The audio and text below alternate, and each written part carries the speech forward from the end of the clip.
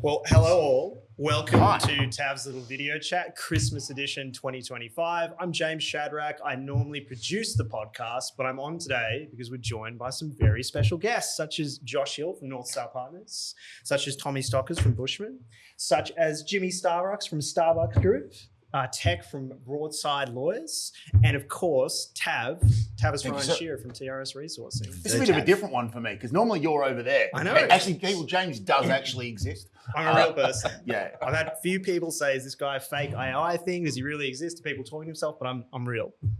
What do you guys think of our Christmas decorations? I didn't even notice him on the way in. I mean, how did you not notice Christmas yet? I don't know. Until you mentioned it. I turned around and I go, shit, there's a Yoda in the back. And he's big. You know, we did have plans to do a whole stack of others and we set it up last night and it was so fun. So is it your son that's taking it home? He is taking it home. It'll last 2 minutes. Why would you let him? 15 years old. He'll turn it into a punching bag. Fair enough. I'd be popping on the way out like, oh, sorry. So we had a bit of a chat about some questions that we can ask everybody because it's a pretty cool room that we've pulled together with different business leaders across different industries and different stories. But one of the things that Tav wanted to talk about is some of the challenges that we all overcome. And so much of the conversations Tav has is about really overcoming stuff and all the different bullshit that comes up while you're running a business. So our first question for today is, what's one big challenge you've had to overcome over the last year? Who wants to go first? You know what? I'll go first. Unless you want to go first? No, you go, bud. Okay. Lead the way. Okay. Massive challenge this year is, for me, getting out of my own fucking way.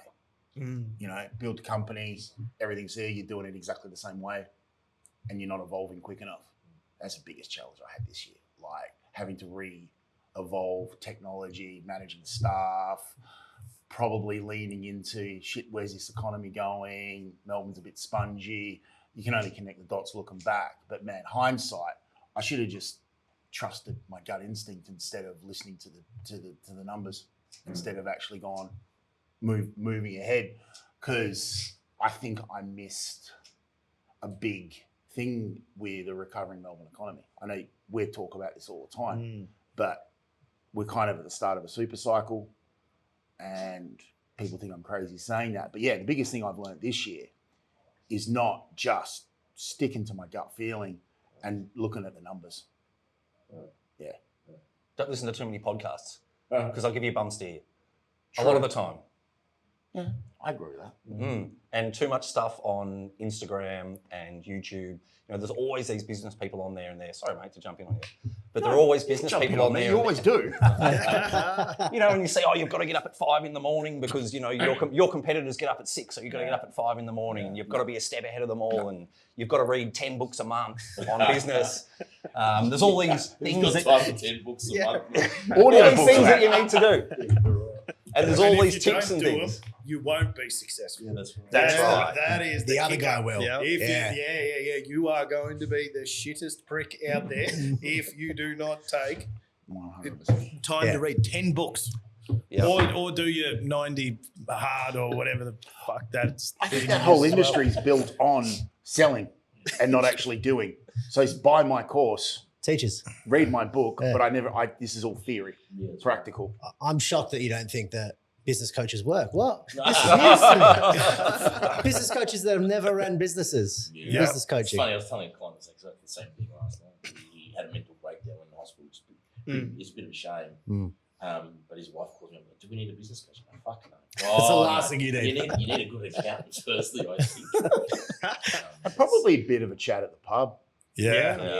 You know, that's people, especially guys, Better network. got a network, talking. And, you know, you and I have had some big conversations. You and I have some massive conversations recently. And then it's being okay and being vulnerable enough to have these conversations with your mates. Because you don't, the whole fucking thing just implodes. I'll speak to an old person. Yeah. I'm big on it, right? So I mean, someone who's 60 or 70 or even 80, and they've been around for a long time. They've made all the mistakes. They've learned all the lessons. And I think often as a society these days, we discount older people. Oh, you know, as soon as you're in your 50s, you're no good because you can't work in corporate because you're too slow. And there's some truth to that. But the wealth of knowledge that they have in 50s and 60s and 70s, like just the little things that you need to get right. So if I'm stuck in business, I'll often speak to someone I know who's old, who's successful, retired, got lots of money, lives a good life, good family, happy. So you know, how ticking many all those right unicorns boxes. have you got? Successful, happy,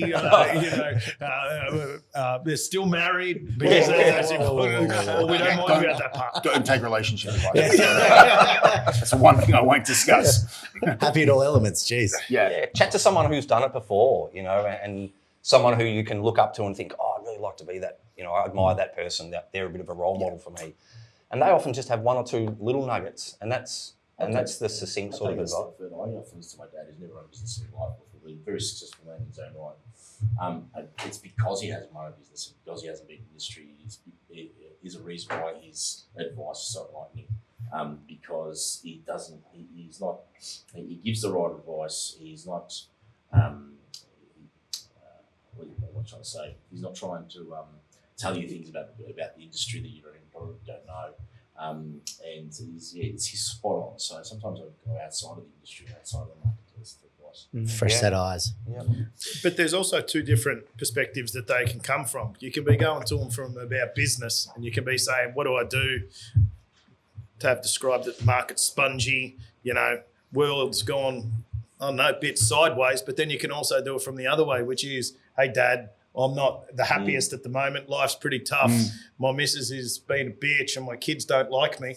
And if you put those things together, then you've got two really different scenarios you can be asking for that actually end up being the same package from two different perspectives. And I find that that's real tough too, to get someone who can look at both sides and say, Jimmy's here and his company Starbuck's here, you know, and that's, you know, what we're doing in one, they both affect each other, but they're both separate. Getting advice from people outside your industry. My mother is a 30-year TAFE childcare lecturer, retired. And I always go to her for staffing management. Mum, I've got this problem with staff. And she'll always look at it from this, this is because of this and that. And it's amazing what you can find from older people from a different, completely unrelated field and go, that's exactly what I have here. Because things repeat. Yeah. We think we've got the biggest fucking problem in the world, right?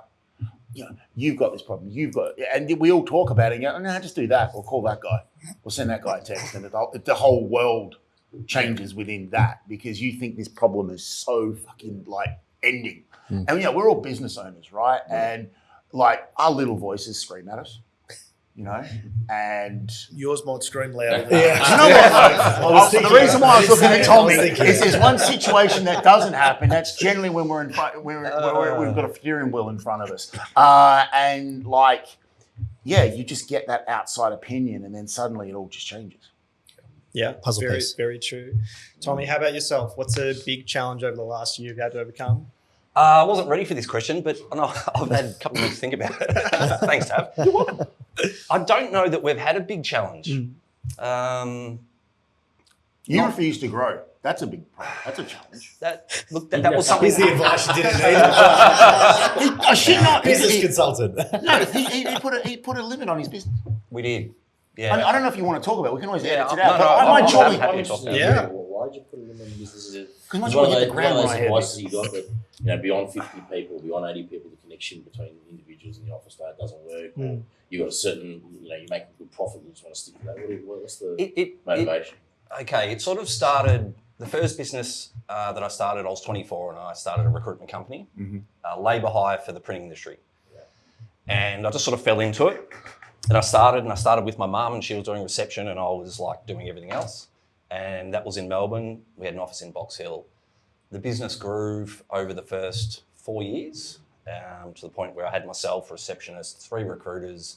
We made about $500,000 a year. I'm like 27. I'm thinking, how good is this? Life's great. And then there was a company in Sydney that did the same thing we did, specialised print labour hire company. And I remember thinking, if they open in Melbourne, then I'm going to be on the back foot. Yeah. So I'm like, I'm going to open in Sydney. Because you got the footprint. I thought I'm going to put the pressure on them rather than, you know, I thought, what if they come here? I'm going to be on the back foot. So we moved to Sydney for a couple of years, opened an office, grew the business to a similar size to what it was in Melbourne.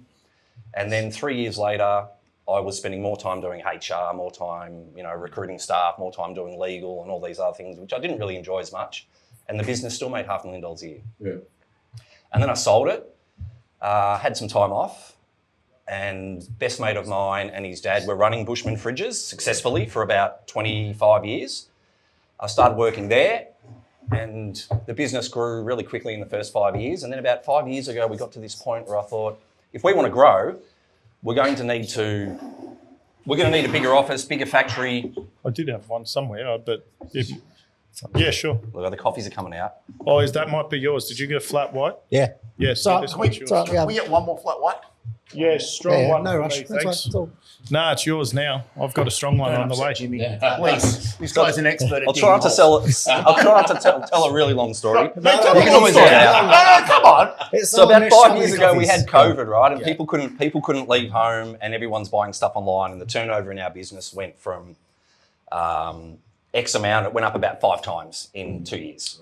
And then we got to the point where we're like, we're going to need a bigger factory. We're going to have to move to Thomastown. We're going to have to hire, a warehouse manager and a sales manager and all these things. And then we had a board meeting and we sat back and I was just like, maybe we don't need to do this. The Thomastown thing. The whole growing the business thing. Yeah, Thomastown. True. So we decided, let's focus on making the business better customer service, better products, more profitable, and just keep it at a size that, as directors, that we enjoy. Yeah. And we made that decision and we haven't regretted it. It was good. You know, So when you told me interesting. that, I went, what the fuck? But it makes perfect sense.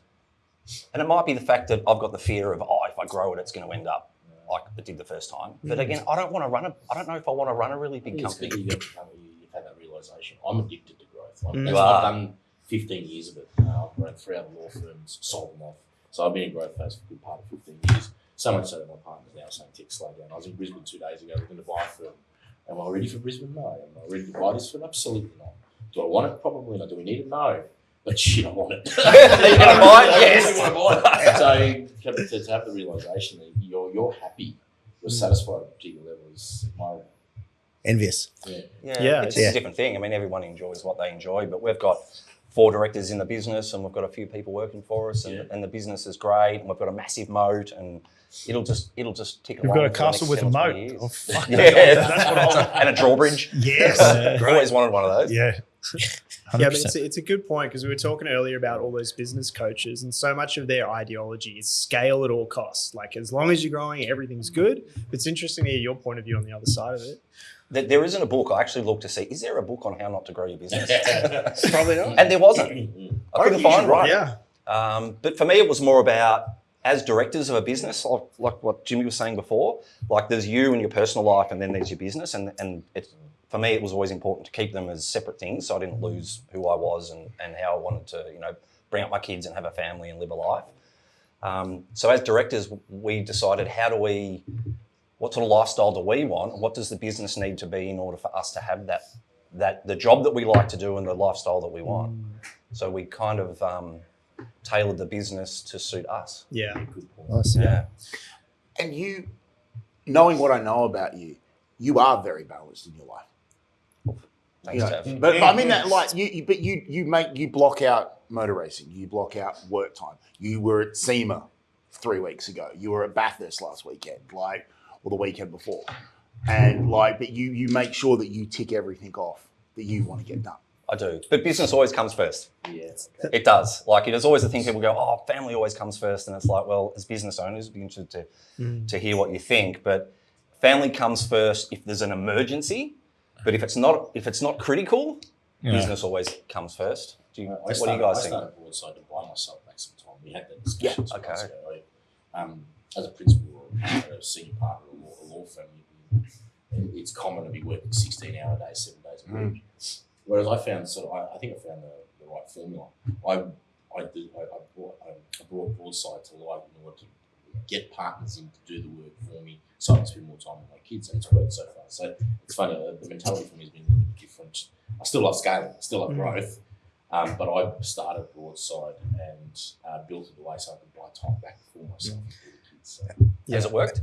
yeah, it has, absolutely. Yeah. I don't do 7 days a week anymore. I do things like this. Yeah. After this, I'm off to a lunch down in Nottington Peninsula with the client. I'll shut off at 5 o'clock. I've got a presentation to do tomorrow, but I do school pickups, I do drop-offs, I do sports, and that's perfect for me now, as opposed to what the last 15 years of my life. And how rewarding is it being able to be a good father and a good husband and those sort of things? Yeah, I don't pay myself for most of the firm. That I leave to the guys that do the 16-hour days. Yeah. But rightly so. Happy with that. Rightly so. Yeah, absolutely. I'm all for MDs not making the big bucks, but taking the dividend. Like that at the end of the day, I think that is the dividend's the dividend. Like at the end of the day. That's the actual payment. Yeah. That's the actual real benefit of owning the business. That not the huge wage and the dividend. Yeah, that's right. Yeah, 100%. So how about you, Josh? What's a challenge you've had to overcome in the last year? Yeah, I think it's probably pretty similar to Tavs, but not in my own way, the market. You know, I think the market, we're still new into business. So for us, we're only really opened the doors in February, which means that everything has been good for us because everything else was non-existent. So if you look at it through that lens, it hasn't really been a challenge. Kind of conforming to Tommy's viewpoint, you can make everything more hard than it needs to be. And I think when you've got no one else to be there, it kind of happens a little bit. That's why I call him with my problems. I've been calling him a lot with my problems lately. Like, But no, I think, look, growth is a mentality. It's a mindset. We've been trying to really focus on that. I think teething problems would be the way I would word it. And by that, I mean, oh shit, that's right. If we don't actually do anything, we don't get paid. It's a bit of an adjustment. It's a bit of an adjustment when you come from a salaried role and having two directors and focusing on it. But all in all, it's been, I'm addicted to the growth side as well. It's so much fun. Very cool. Yeah, it's really interesting hearing the different sides of growth versus, you know, being content with where you're at. It's very interesting. Jimmy, how about you? Challenge you've had to overcome in the last year? There's been a few, but I suppose the big one that probably a lot of people from my industry can relate to is we were heavily in the big build. You know, I think we ran 6 months, 24-hour shifts, up to 100 guys a shift. 18 months ago, 24 months ago. Wow. Now the big builds, the money got turned off from sort of, I think it was close to 30 billion a year. If you take out Suburban Rail Loop and Northeast Link, it dropped down to like 3 billion or some shit like that. So like you're talking a 90% reduction, 80% reduction. And so for me, I went from a business that was, you know, if we had resources available, we had a job. Like just like the phone would ring, I'd have days that people would order 300 assets in a shift. To go from that to then having to actively be starving for the work, like hungry and chasing it, and your sales team that have turned from farmers, you know, instead of predators out there, you know, because the industry was just so busy. We were in the right space, we had the right compliance, and so bang, you're out there. So this year I've had to get right back into it, which is so interesting to hear your story of, you know, it's trying to actively be, like, keep a lid on it, to your story of growing, to like what you're doing, to my one. It's like I've been through that, and then we dropped from all of these huge numbers to less huge, just because of the fact that like we at one stage we were in 15 level crossings at one time, like at once. That, you know, varying levels of one person on one level crossing, so that counts. But then I had others that are running 24/7 with 30 trucks on a shift. And that also counts as one, and we're in 15. So, and then to go from that to level crossings are pretty much non-existent anymore. I think there's 3 going on in Melbourne. And so I've jumped straight right in. You know, it's a much different landscape than when I was hustling 5 years ago to build it. Now it's quite different. We have, you know, I think we had a sales team in just sales of 5, and then all operations and stuff. And I was cruising along, and now I'm working a fair bit harder. And so that's my lesson of the year has been to try and get back into it and get re-motivated, which is incredibly fucking difficult. We talked about this before. Like, you meet a lot of business owners that lose momentum. And then it's getting that momentum back up and pushing and things that worked previously don't work today because the market's changed. So we go, like you spoke about Brisbane. We've got a couple of things happening in Brisbane. And so I was flying up to Brisbane having some meetings. And fuck, a shit I like flight, it. isn't it? Oh my The only one God. worse is Perth. And what are you talking about? You're at the pointy end, yeah? It doesn't matter. It doesn't matter. I was having this conversation with my brother yesterday. When we opened Sydney, I was flying Melbourne, Sydney every week, return to like 100 flights in a year or something. And I always think the most depressing place is the Qantas Club on Friday afternoon at 4 p.m. Everyone thinks, the Qantas Club is going to be amazing. But I'm like, all these business people are in there and they just want to be at home. They don't want to be there. Yeah, it's very rare that you're actually there because you want to be there. Maybe if you're going on holidays, it'd be a bit different. So my brother's got even not. You don't want the transit. You want the destination. And so you're like, fuck this place. I don't care if I skip the line. I don't care if I get to go in the Qantas Club. I don't care if they serve me champagne on the plane. Like, I don't want to be there, or I'm quite happy to be at home. Like, But I think that's a rite of passage as a business owner. Like, it's all fun and exciting until it's not. Yeah, well, now it's not again. So I've gone for 18 years and I'm flying up. Buddy, do you want me to come over and give you a hug? You know, flying up to Brisbane, and now you're selling yourself. And I've gone back to, like we walk onto a job site, let's say from Starbuck, and no one questions our capability. Yeah. You know, no one. Everyone goes, Starbuck, you got trucks, you dig holes. Cool. We got a hole. You know what? It's because you're fucking social famous now, bro. And then everyone's like, oh shit, has anyone asked for your autograph yet? No, not yet. Only you. Yeah, I know. And then you sit there and you go, I dig holes. And they go, do you? Listen, I know exactly the job that you like. All right? The type of sand you like digging, and you see that job, you get the operator out, and you go to your happy place. How much forewarning did you have, Jimmy? Like, obviously, Of what? the change, like that much of a change. It was day and night, mate. Yeah, so it's sort of like it went, like we were the altitude was high. I've got a friend in America I do a bit of a podcast with, and he talks about altitude in business, you know. So the higher you are, the better the culture is, the more money you've got in the bank. If something does happen, then you're just slowly gliding down. If your altitude is just above the tree line, and then if something happens, then you'll fucking ram. So we had a bit of altitude. We were going good. I've always been fairly conservative in business. You know, we only took on jobs within our scope. We didn't scale outside of it and take on all of these huge packages. We just did what we did, and we did it well. And so it was more of a gentle glide down. But like in the infrastructure space, in a really good month, we do like, let's say 5 million in the infrastructure space, maybe a little bit higher.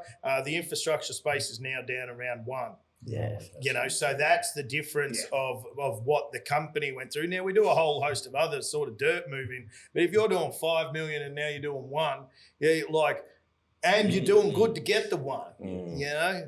And did you own the trucks and you owned the machinery? So we have a subcontractor service. I've got 30, 40 machines. I think I've got, and then I've got 10 trucks, but that's ramped up to 25 at some points. But then we have a whole subcontractor fleet underneath us that we've sent out up to, let's say, 200 in a shift. But that's just, Westgate tunnel finished, Metro tunnel finished, bulk earthworks. So the tunnel for the SRL is actually quite small. It's only 4 meters in diameter. The road tunnels are like 25 or 20 meters in diameter. A lot more dirt. No engineer. Is anyone an engineer here? Not to my knowledge. Tommy, do you want to give it a crack? Not necessarily. All I do know, all I can relate this to is ventilation for fridges, right? Someone puts a fridge in a caravan, you have to have ventilation. And I don't know the exact number, but I know that if you have a vent that's 20 mils in diameter or 25 mils in diameter, that there's a massive difference. It's not 25% bigger, it's... Yeah. And the amount of dirt that comes out, and the amount of work you have to do for that is majorly different. So we had 1 or 2 Westgate tunnel contracts. So I think we hauled out like 3 million tonne out of there or something total, 2 to 3 million tonne out of one job. No, I believe that it all ended up. There was a combination. Huge issue. Sort of went away, but didn't it? No. There was a paperwork issue. It was like paperwork. That's right. Hang on, it doesn't line up anymore. Actually, it's not contaminated. Carry on. The worst part is like, so my truck's like, I was on second page of the Herald Sun, a Starbuck truck contaminated, hazardous dirt. Isn't that But nice? the part that no one understands is that we're paying for it, whether we pay through tolls or tax. We give it the money to the consortium who are building it, and then they were giving it all back to the EPA. That's where all of the money was, that billions and billions. It all just went back from a state level to a federal level of government so that they can pretty much burn it like a dumpster. Like that's all they do with our money regardless. Spend $100 million on a fucking website. Yeah. But, you know, like... We haven't even got to that yet. No, I thought I'd drop it in there because that's the biggest rort ever. And if anyone needs a website built, I've got $100 million. Now we're... I've got it. You know what that was? That's all it did was transfer it from one side of the government to the other side of the government. Yeah. Yeah. That was all consultancy fees. I read into There it. was a lot of consultancy fees there. That's system 90, testing. 94 million worth of it, yeah. Oh, the 94 million. Yeah, system testing. What's it? Someone there does this button work? Yes or no? Yeah. So Couldn't a bot do that? There's three people have to check that. essentially how it works is the stuff that you see. Actually, here's a guy we prepared earlier that's actually qualified to discuss it. What happens is the stuff you see was $4.5 million. So Yeah. all the stuff they're actually angry about is $4.5 million. The fact it doesn't look good, etc. And then the remainder, 92, 94, something, whatever it is, million, all went to unnamed large consultancy business who I think obviously they've spent been all the named, time testing. but we'll leave it out No, here. no, I don't want them to sue. I'm not naming unnamed consulting business. Who then decided to do a lot of testing, a lot of other various things, and like every single one does, managed to get a fair bit of money out of us, the taxpayer. Yeah. So, it's rampant across the board. If we're going to talk about it, I've got a vehicle crossing permit for one of the properties I've got that I've been waiting 6 months for. I've now got the guy who's in charge of it for us going to the council office once a week to sit in the reception to talk to the asset manager about building a crossing. Like, this is the same shit that goes on about the website. This beige tape, it's not red tape because it doesn't stop you doing it. It just goes, well, your asset was planned by the council and approved, but it has to go to Parks and Gardens because you're going to remove some grass. Then it needs to go to the asset team because of the fact that there's assets in the roadway. Then it needs to go to the traffic team because it's this, and it's just this never-ending beige Cash tape register. that ends up being $96 million for a fucking website. Yeah. We wanted some different parking out the front of our factory. So we rang the council. We wanted to put some no parking on our side of the road so we can get containers in because sometimes people are parked there. We couldn't get them in. They were actually really good out in Nillumbik. Very happy. So they came out, they said, what signs do you want? 2 weeks later, they were in.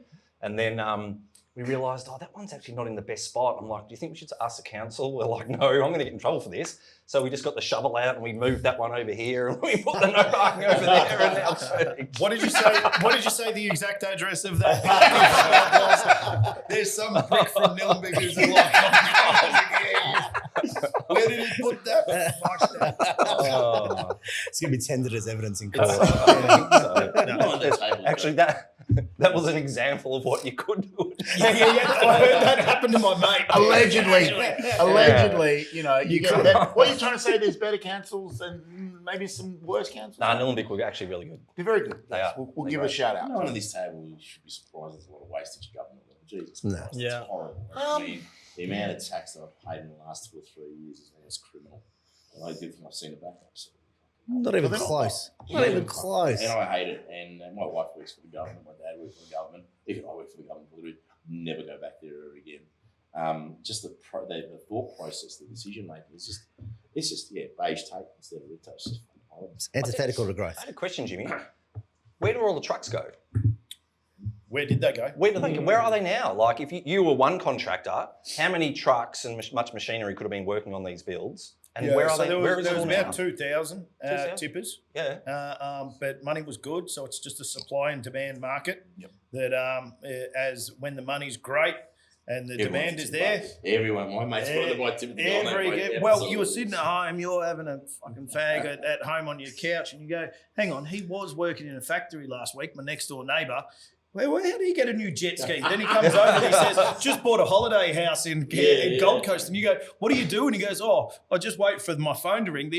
One of the companies on these big builds send me a text and say, rock up with your truck here and I'll give you $2,000 for the day. Yeah. And so then everyone was out there doing it. And then the demand dropped. Supply was still high. Rates dropped down. Yeah. And then all of a sudden everyone's selling their tippers and they're going interstate. Yeah, all the tippers probably went up to Queensland, I'm guessing. And South Oz. South Oz is pretty busy. And then there's also that Harbour Connect we metro did a fair that bit of they're shit up doing in Sydney. in Yeah. Sydney as well. Do the mining companies cotton onto this? Do they wait for these builds to end and then go and buy all the tickets? No, they're making so much money because they're not paying any royalties that they just buy brand new, fresh, higher spec trucks that they can find. Yeah, and the civil trucks is a bit different. They're to big miners. fuckers up in the mines. Yeah. You think so, but like the movement of the equipment between the states is quite fluid. Yeah. Like they just go to where the work is. Yeah, have a truck, will travel. You know, Yeah. just put a bit of gear on the back and send it up. Supply and demand. Yeah. Let's talk to you, Tech. How about you? What's a challenge you've had to overcome in the last year? Well, I think I mentioned two on the last occasion I was with you, Dave. The first one. That podcast's coming out soon, so it is coming out. It's Eventually. It's Christmas special part two. The first one is keeping momentum. With law firms, if you lose momentum, you tend to lose staff. Attrition becomes an issue. Your revenue takes a hit, and then all of a sudden you're just one of those firms, suburban or sort of boutique firms that everyone knows about and never wants to stay or work with. So momentum's been one of those tricky things, but with you pour money into momentum and it continues. So we've been lucky enough over the last 2 years that we haven't lost much momentum, but we are coming to that 2-year anniversary in which we need to think about other ways of keeping up momentum, hence potentially opening up in Brisbane. We have moved our Sydney office a level down at 66 Clarence to about double the space, so that worked well. So that shows that we've got a fair bit of business in Sydney. And in Melbourne, we're moving to 118 William Street. Same thing, but different. 3 times the space, and we've got almost 6-7 people already on the books ready to join us in February. Wow. So momentum's one of those tricky things. The other thing I spoke about was trust levels with your senior partners or your partners. I don't know whether you guys know the law industry at all. Very, You don't say anything, please. Thank it's you. a very crusty old fogey kind of industry. Partners at firms don't like to share their clients. They don't trust their juniors. Dare you ever speak to one of their clients, send them an email without talking to them? They're afraid you're going to lose that client. So this is internal in the actual company. That's So- how much the partners want to hold. Absolutely, they don't. Giving the juniors the trust they need to run with the client is very, very difficult for them to do. It's the ego thing. It's a my client thing. I hear it all the time. The problem with that kind of mentality is if you're not already at a big firm, an equity partner, and you'll never grow your practice without trusting those that you want to work with or that work with you. So we spoke about it on the last occasion. I think trust is really important. Now, I've got some guys in my office saying, how the hell would you trust that person with that client? I don't know whether they even like you. They're going to be gone in a couple of weeks' time. But unfortunately, if you have that sort of insular mentality, your business will never grow. You'll stagnate, and you'll never get to the level that you want to do. So for me, I've always liked to share my clients. I've always liked to share my experiences with the staff that I'm working with. I like to give trust to those that I'm building a business with, and to date, it's been really, really good. I've got some really great partners in the business. But for me, we're getting into our second year. We've got some good runs on the board, some good revenue. We've got a really good brand in the market. The question now for me was when we bring on some of those national clients, whether I'm still willing to do that.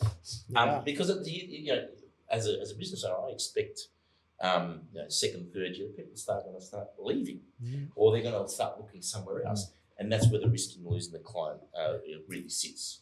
So do I continue with this mentality of pushing clients down, sharing and trusting? 100%. But I still do. I haven't changed in 25 years. I'm not about to change. It's served me well. So those are the two main. But other things as well, like and none of us have mentioned, but we'll probably always think about cash flow. It's I've got a $2.5 million salary bill every year, $3 million salary bill every year. That's a lot of money coming out of the account. Yep. And law is, revenue in law or cash flow in law is up and down, right? We've got some really good clients that pay ahead of time, but then we've got some not so good clients. Yeah. But that's okay. It's as a business owner, I need to be able to react to that. So cash flow is another thing. But look, knock on wood, mate. We're not even in our second year. We've tripled in size since their first quarter performance. First quarter performance. We've got 30 staff. We'll be at 50 in the next 12 months, and we're looking to open up in Brisbane now. for a startup firm to say that they could achieve that in the first 22 months, and with the type of people that we have, I think it's very difficult to find. So I've been lucky. So yeah, I'm really clutching at straws in terms of the issues that I've had, but those are the issues that I've sort of come across. Lucky or tactical? What's that? You said you've been lucky. I don't think it No, sounds I like think luck. it's both. I think it's both. Yeah. You need to have luck. Right? Yeah. I've ran three other law firms, two fairly successfully, one not so successfully, and the other one I just sort of walked away from. I think in every instance you need a bit of luck with your business, particularly what I do. I'm not the smartest lawyer out there, but I know how to manage a business, I know how to make money. But with it, you need a bit of an element of luck.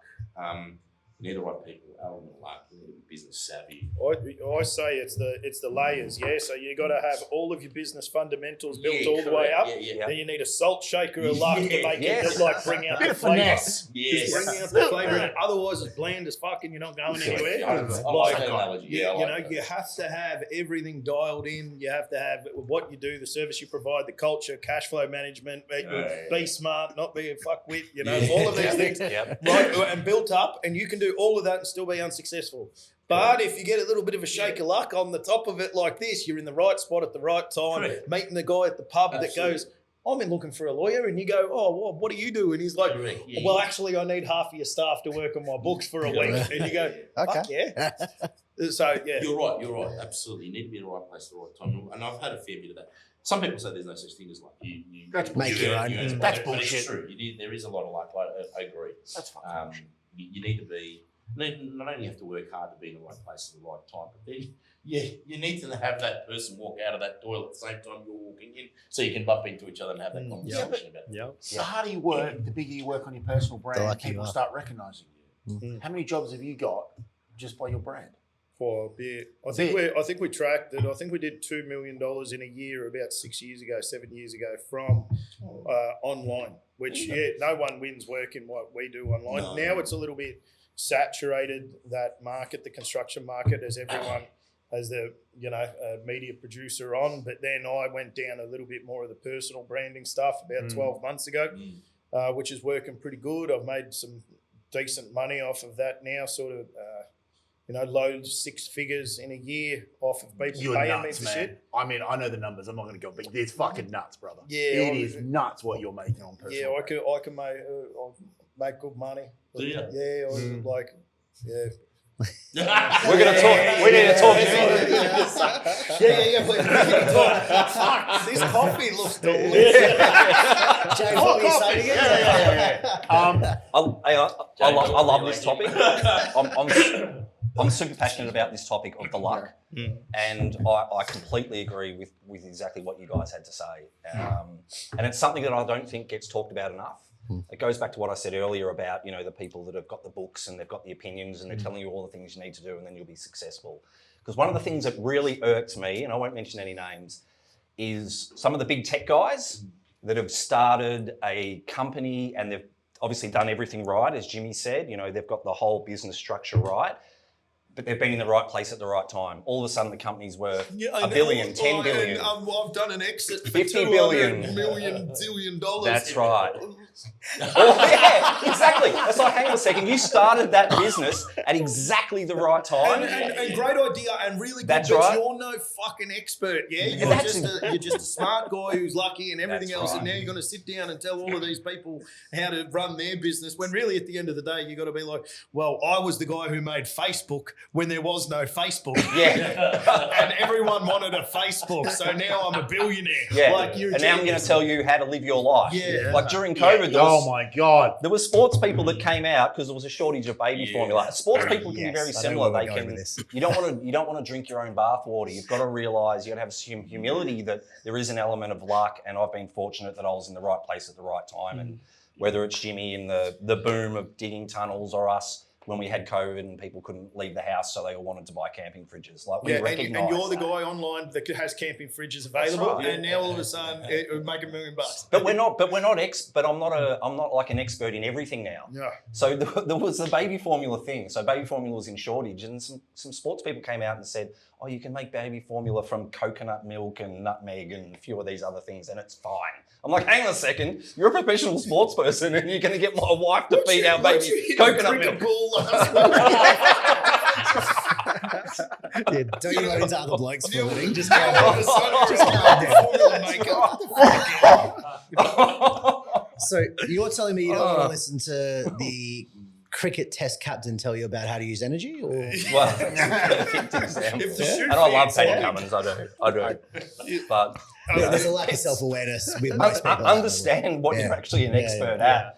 Don't just realize you're successsul in one thing, therefore you're successful. I've got an Yeah. even better story, which I don't really mind. I've already made fun of the bloke on the internet already. So he was sort of in our Sign a game. cost agreement first. Defamation case. I want to know who he is. He was in He's our a lawyer game we little prepared bit. earlier. He went broke, belly up, and then he opened up a financial consultancy business for people going broke.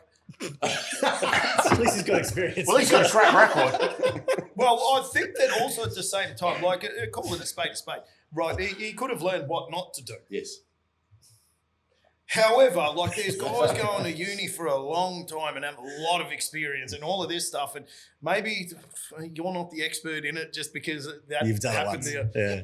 There's people academically educated than teaching, and people that have actually walked the walk, done the And- hard and yards, that's why- street educated, and they're the one. Yeah, exactly. And that's why I like there's a bit of a balancing act here. Like I'm not 100% putting him on blast saying, you know, like it's not good or that he doesn't know what he's doing. But also at the same time, I think the balance has to be a little bit of walk the walk, a little bit of, you know, go and learn about it, put it together in the middle, and then all of a sudden you've got what's a good company. Like I started out driving machines. You know, a real small one when I was 19, like one that you tow behind your car, you know, and we end up digging some of the more decent holes around Melbourne at some points. Where the basis, and I'm sure you were the lawyer at court talking to people and everything else, and then you try and move into running the business rather than working on it. You know, I don't know if you can just snap your fingers and then become an expert in baby formula because, you know, you watched a YouTube. Because they've run out of Red Bull. Hey, you boys want to go? We'll go shareholders in a baby formula company. Yeah. Hell yeah. They are worth Do a we put fortune. nutmeg in it and coconut milk? or- Ginger. Is that what it was? Ginger. Fuck those. Hey, great idea. I wasn't expecting to buy a baby. But the concern can is tell how you many they're worth people a around the fortune. world follow this advice. Yeah. And are those babies okay? I mean, maybe you can make baby formula out of coconut milk. I don't know that either, but it just sounded a little sketchy to me. a little. Yeah. But you're not trying to tell people to do it though, so No, that's I wouldn't okay. be giving that advice. I've seen hundreds of people come through the studio, all different types of businesses, all different types of stories, and I just see that even if someone's really smart, really hardworking, they do everything right, they can still get absolutely screwed over. And it's really relating to what you guys are saying. There's no like magic thing where you go through untouched. Next question I wanted to ask to all you guys is, what is the worst business advice that you've ever received? Do you want to start off, Zach? No, I'm going to start this one off because I'm going to rant. Why don't you start, Josh? What was it you were saying to me the other day? No. Look, it's a good question. I'm going to slightly deviate from it because I don't want to answer it, but I think I'll get to the point slightly. I think the worst thing that you can do, or the most important thing in the counter of that, is the people you go into business with. And as you know, we learned that one the hard way. Both of us are around Perth. We don't talk about Perth. That's on the no list. So for me, I think, look, the most important thing or the biggest obstacle trap, however you wish to put it, is the people that you choose to go into business with. So if I was to counteract that, it would be mindful of who that you decide to spend time with, who you're going to go into new ventures with, and do background checks. Yeah. It's a very good. Official or unofficial. Just however you wish to do it. Just I do it. agree with you, mate. Yeah. I agree with you. Worst advice I ever got was when I went through my liquidation. You know, we've spoken about this privately and publicly, and you know, everyone says just do this and it'll be fine. And you know, I ended up with a fucking ASIC and an ATO investigation up my ass at 36. You know, that was not fun. I worked for 4 years. Company traded for 3 years and 9 months, and I ended up with a fucking 4, right? And like it was fucked, and like you didn't know what you like. Literally, you don't know what you don't know. You know, you get all this advice. Perth, this is the end of the mining boom. In Perth, he got screwed the same way. And, you know, it was, it was just the margin. Very similar to what's been happening in Melbourne. It was almost identical the end of the mining boom, 2014, 15 in Perth, when jet skis. Jet skis in WA. Very good time to buy a jet ski in WA. The recession indicator that everyone uses for WA is jet ski sales or jet ski stock. Hang on, what are jet ski sales doing at the moment? And that, you take this advice and everyone says you're fine and that, and then fuck me, Armageddon opens up, and then I didn't even know. Like, I've done a whole podcast on this, but people say it's fine, just do this, do that. Yeah, but the worst advice I've ever taken is someone fucking telling me it's all going to be fine. Oh, goodness. Everything's okay. Just relax. Just relax. Don't worry about it. Don't worry about it. Exactly. Yeah. And that makes me less relaxed. Why were you okay with this?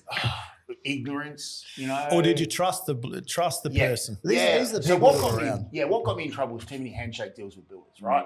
Too much this, not getting paid, not understanding my numbers properly, getting kicked out of my factoring company at the time to go to another factoring company with higher costs, didn't factor those costs into the new deal. Just basic shit that, death of 1,000 cuts. But when you're at a point, and it's the point of no return, you obviously get all this advice and, you do this and that and that. It was all shit at the end of the day. It was all shit. There was no actual factual facts behind what they were telling me.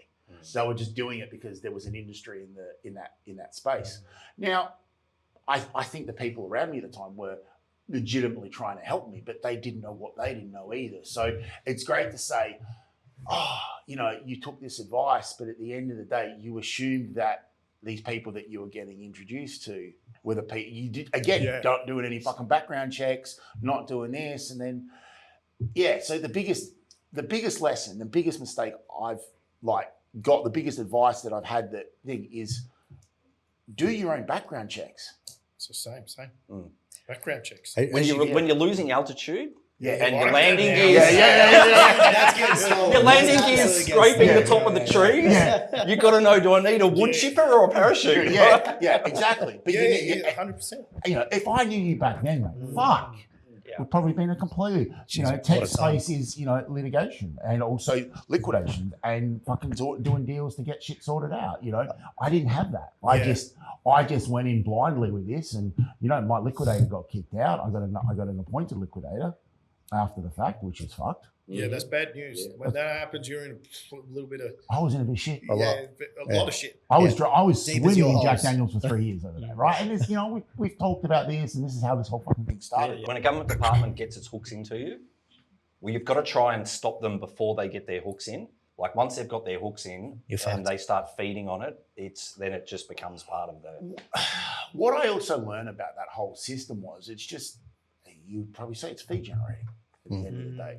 Everyone needs to feed off the same sort of plate, right? Correct. The photocopy becomes the most valuable asset in that, But that, the advice is, my advice, when you get bad advice, is you recognize the bad advice. This is why when I go into a room now, and I can probably tell within 30 seconds who the good people in the room and who are the fucking people to stay the fuck away from. Because as we grow our businesses, how many good opportunities has been presented your way that someone's just trying to offload an asset, someone's just trying to do this. Pattern recognition. Let's be friends, let's do this, let's do that. No, maybe not. I mean, everyone's sitting at this table because we all share a common thing. We're good people. Is that why you invited everyone? Yeah. I thought you said he was shit. No, was it me that was shit? I can't remember which ones I got. No, shady.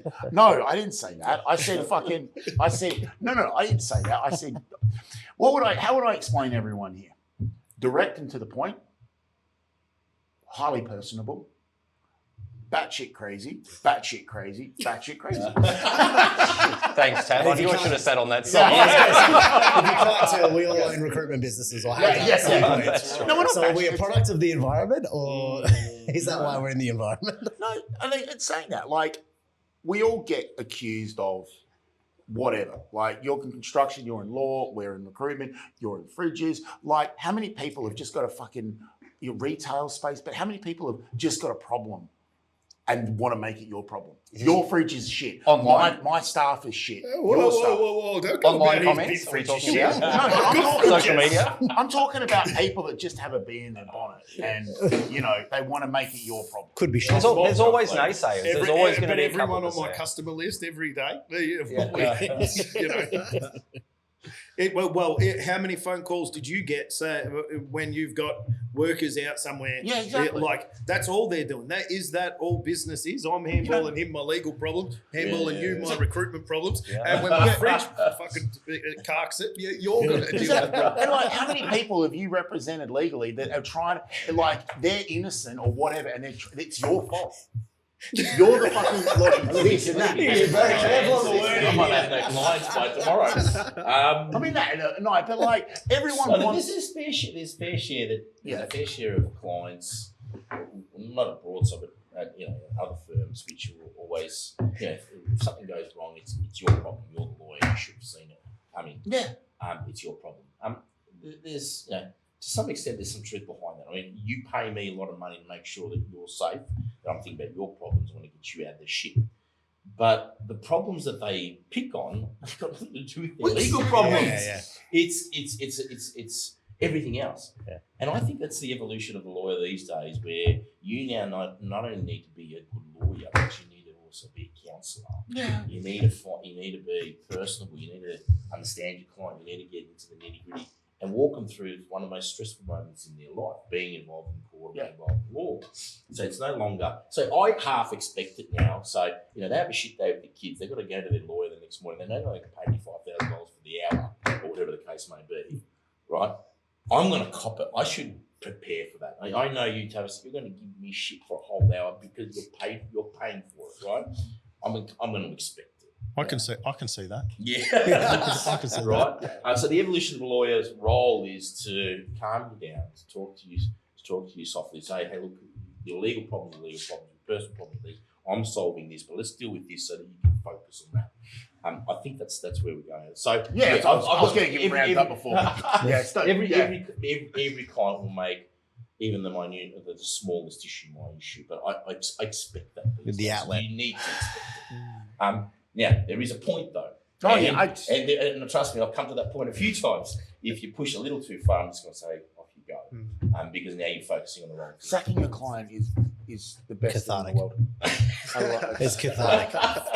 I've done it a few times. Yeah. I've just gone, hey, it's been good, But no. anymore. You're abusing my staff. I could off camera talk lots of stories about that. Like I think what I'm trying to say here is we're all trying to run business, we're trying to do stuff, but like a lot of people want to make their problem your problem, and how the fuck, like, you got to kind of step over that, but it's becoming more and more now. Like, builder goes to you and say, I'm not making any money on this job. Well, should have done better on hang your on, we're at the start of the job. Dude, so one of the things I say is, fuck, if you're not making money when I'm here, I'd hate to be the landscaper or painter. Like, if you're not making money now, we're in deep shit. But I've also learned to, I've had a lot of bad stories. I've finished a big job in Bell Street. Everyone would know the building if I told you, but I won't point it out. Like, that's how big of a building it is. And the guy at the end of the job said, I'm not paying until I sell at the very end. Oh, I love this. Damn. Yeah, so it was 400 and something grand. Who's the builder? Yeah, no, I can't. Tell me off camera. But okay, but 400 and something grand, he didn't pay me for 18 months, like almost a decade ago now. Yeah. And he said, I'm not paying. Take me to court, do whatever you like. And he did that to the concreter. He did that to everyone. And do you know what the most fucked up thing was? People still go back to him to do work for him. What? He actually paid at the end, which is the strangest thing. But he got to build a building with no interest, and that's the truth. That is his MO. That's just what he does. Well, I don't think he got to build another one because no one would go back and work there. But now I say to people, absolutely, that is fine. I am here to support you as a company, and Starbuck is lucky enough to be at the size where I can support you. However, that would be in it for the sours and I'm not in it for the sweets. Yeah. So if it's sweet and sour and fair and equitable, I'm here for you. So if you don't want to pay me now, well, then we can talk about some sort of profit share then. Yeah. Because now I'm not in it just for my rate. My rate was to dig a hole, truck some dirt, do whatever, get paid, leave, fuck off. Yeah. Now you're telling me that I'm in it with your problems. And if me and your companies have to be aligned, well, it sounds like 5% of the profit on the entire job could be mine. I like it. Or it sounds like maybe one of the apartments here, we can do a bit of a deal. They're meant to be 500 grand. I've heard this so many times though. Like they end up. Yeah. A contra deal and taxation is very low because, of course, it's We've got something similar when we do speculative matters. We charge an uplift of 25% on our fees.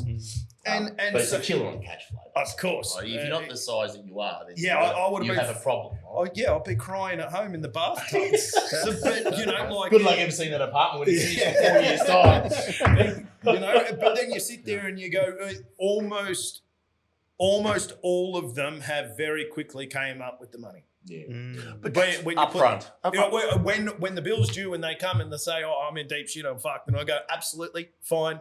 That swings and roundabouts. Yeah. This is your swing. You need to not pay me. This is the roundabout that I need. Isn't the mentality? If you're good at something, you don't do it for fucking free. Correct. And you need, no one's putting dinner on my table to feed mine. No. And not only that, you're not coming to my house for fucking Christmas lunch either. We're not best mates. You're here to make money. I'm here to make money. And I understand that. Forget that. And they forget, but it's almost taboo to say it. I want to make a margin. I want to make some money out of it. And what the big problem I've got is young lawyers asking clients to pay their bills, and I say it's part and parcel of the goddamn job. It's the job. Yeah, but it's the I tonality. don't put the lights on. You don't get a wage. Your super doesn't get paid unless you go and ask the client to pay the bloody bill. It's part of it, Correct. and they still don't get it. Because it's cultural. But this is why I wanted to put this room together, because I know all you guys, and everyone's got different views on stuff, and especially Mr. Psychologist here. Yeah. I've noticed him writing things on a notepad. He's going to hit me up when It's I think you need to talk to me. There was a comment about a bathtub, which sounds like you might need some help. With love? I don't have the time for that therapy. That's why the couch is here. But later. Let's ask Tommy. Tommy, what's the worst business advice that you've ever received? I can't remember because I wouldn't have listened to it. It's a fair point. I had time to think about this. I just can't think of what it was. I mean, the worst decisions that I've ever made in the business would have been solely my own. That I would have learned from. Yeah.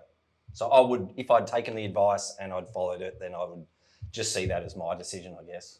Are you talking about maybe your little voice, not listening to that inner critic? I'm very much one who looks forward. So I'll get up in the morning and I think, what am I going to do today? What fun stuff can I do today? Or I look forward to, let's go on holidays here. Or let's go. What are we going to do tomorrow? It's going to be grouse. In a good way. And then what happened yesterday was awesome. I really enjoyed it. But now I'm like, how can I make that even better tomorrow, right? So I was at the racetrack yesterday, did a PB. And now I'm already thinking about, I'm going to the racetrack next week. So And not only that, can I just say, I race around there a bit. The PB is impressive. The time is impressive. Just throwing it out there, giving credit where credit's due. I have a good coach. I have a good driving coach. Andy, thank you. Yeah. So very much looking forward. And everybody's different. It doesn't mean that's the way that you need to be. It's not me giving advice. I know lots of people that love to look at photos and what we did in the past, and they get so much enjoyment out of that. But I've got 10,000 photos in my iPhone, and I don't think I've ever looked at one of them. Maybe one of my cars. I go back and look at. But I get to see my family every day, and I enjoy them. I enjoy I enjoy them today, maybe, and thinking about what we're going to do tomorrow. Oh, it's cool. More so than looking back. But looking back's also good. You can learn from it. So if I do look back, it's probably more about what did I do wrong? Why did that go wrong? And what can I learn from it? Yeah, got it. I like it. Jimmy, how about you? Worst business advice that you've ever received? There's a couple of different avenues to make money in construction. One of them's the hourly rate. And I had a lot of people telling me at the time to stay on hourly rate. That often, and some really influential people in my life telling me hourly rate. And I'm like, no, fuck that. I don't want to be on hourly rate sitting there doing nothing. I want to work and leave and get to the next job and quote. So I quoted everything. That was the worst piece of advice that I ever got. The people who didn't want to take on the risk. So they're just different businessmen than me. Yeah. You know, like it's neither one is good or bad. You know, there's been guys out there who have ran incredibly successful companies on hourly rate. But not my company and not for me. And so you have to filter through the advice that you get to if it's applicable for you, how you run your business, the person you are, what you want to do, your appetite for risk. If you want to be working 16-hour days or, you know, if you want to work 7 days a week away from your kids, you know, you're probably willing to take a different sort of risk than someone who isn't. And so that advice that I got, which was jammed down my throat for a long time, you know, like I said, from very influential people, they're like, what, you're quoting that? So to give you an example, we quote, if some people might have seen, the Supercross was on the weekend. My company filled the Marvel Stadium with dirt and took out all of the dirt from Marvel Stadium, 700 truckloads. We took it out in 15 hours. I quote that, and my quote reads, one Supercross track imported, one Supercross track exported. Yeah. Everything inclusive. At X cost, yeah. One line item. Yeah. Makes it way easier. But you have to be the guy who's willing to write one Supercross like that. You know, rain, hail, shine, shit weather, trucks rocking up, them pushing out the track. The track was bigger this year by 10%. Did they tell you that at the time? No, because the quote reads one. Look at this fucking. So it's actually the biggest stadium fill in the world that they do. And we've never lost it. We've done it 4 times. You know, and we've killed it every time. My team has. I haven't. I just say that we don't want to put together all of those documents. We don't want to do it on hourly rate, load rate, ton rate, or anything. Just say to them, listen, I want this amount of money. That's a good number at the bottom, and we'll fill it, and then we'll empty it. Yeah. And so just horses for courses, I would say, is the advice. You need to know your business inside out to be able to do it quite like that. Oh, you yeah. know what your labour cost will be, your machine I have lived, breathed, and eat dirt for 20 years. A lot of people don't know that about their own business. They won't be able to do that one big off. One quote because they don't know the numbers. They don't know if they're making money or margin. Fundamentals, That's one of the problems I find with a lot of clients. They go, shit, I've quoted 10 grand when I should have quoted 15 because I don't know how much it's going to cost them to do the job. You obviously understand what it costs you. Maybe.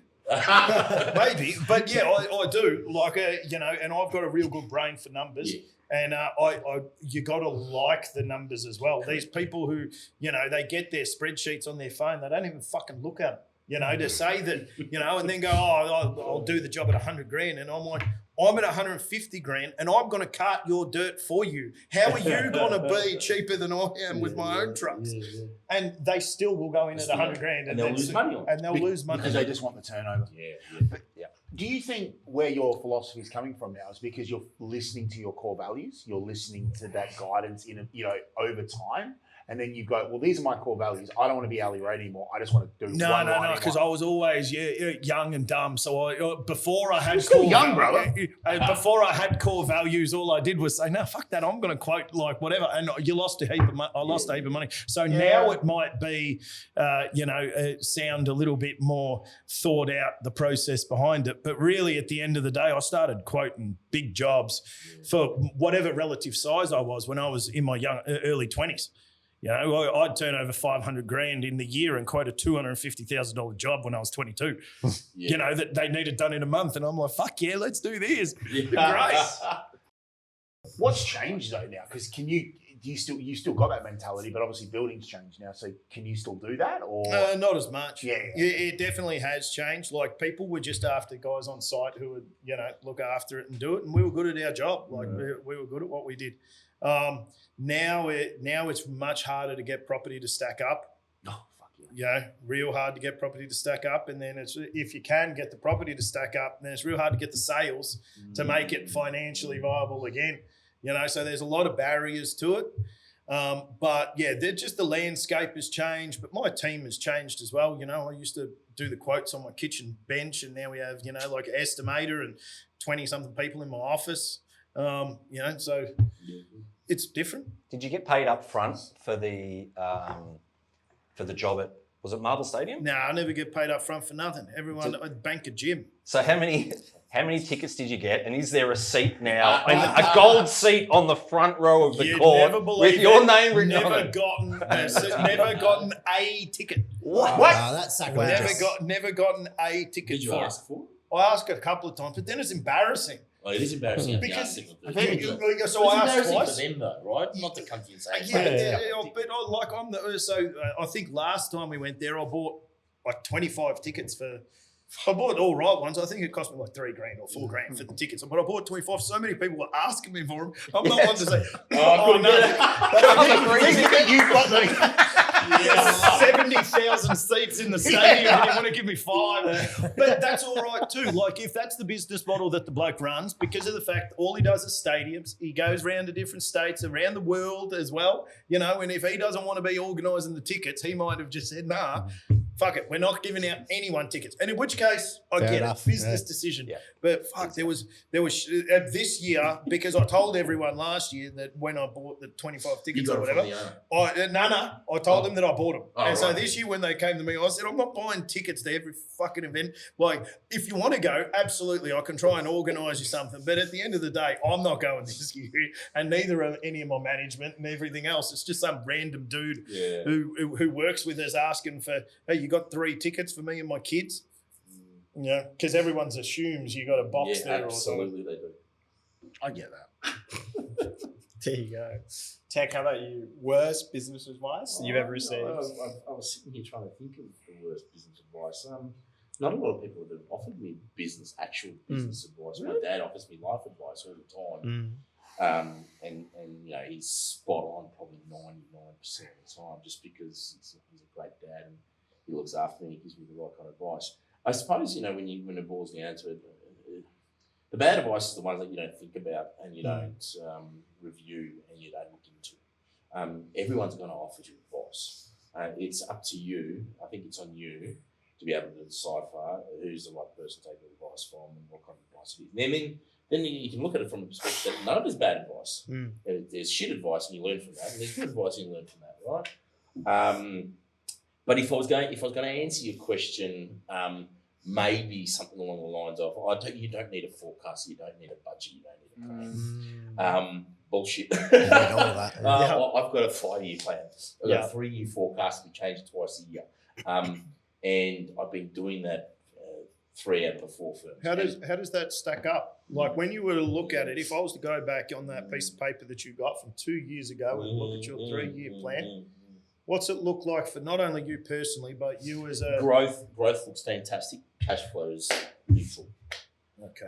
But I think you need to come back to, one, you need a plan. And I think I said this in the last occasion. I think you need to pay the right type of people, professionals around you to help you go through. 100%. Right? And don't Because question if their you, advice. you don't. Well, you can question them, but, especially if they're far too high. But Bad advice. We've just got some. Yeah, Don't question their advices. one of them is shit on account. I think you need one in your pocket, especially when you get into that 5, 10, 15, $20 million range.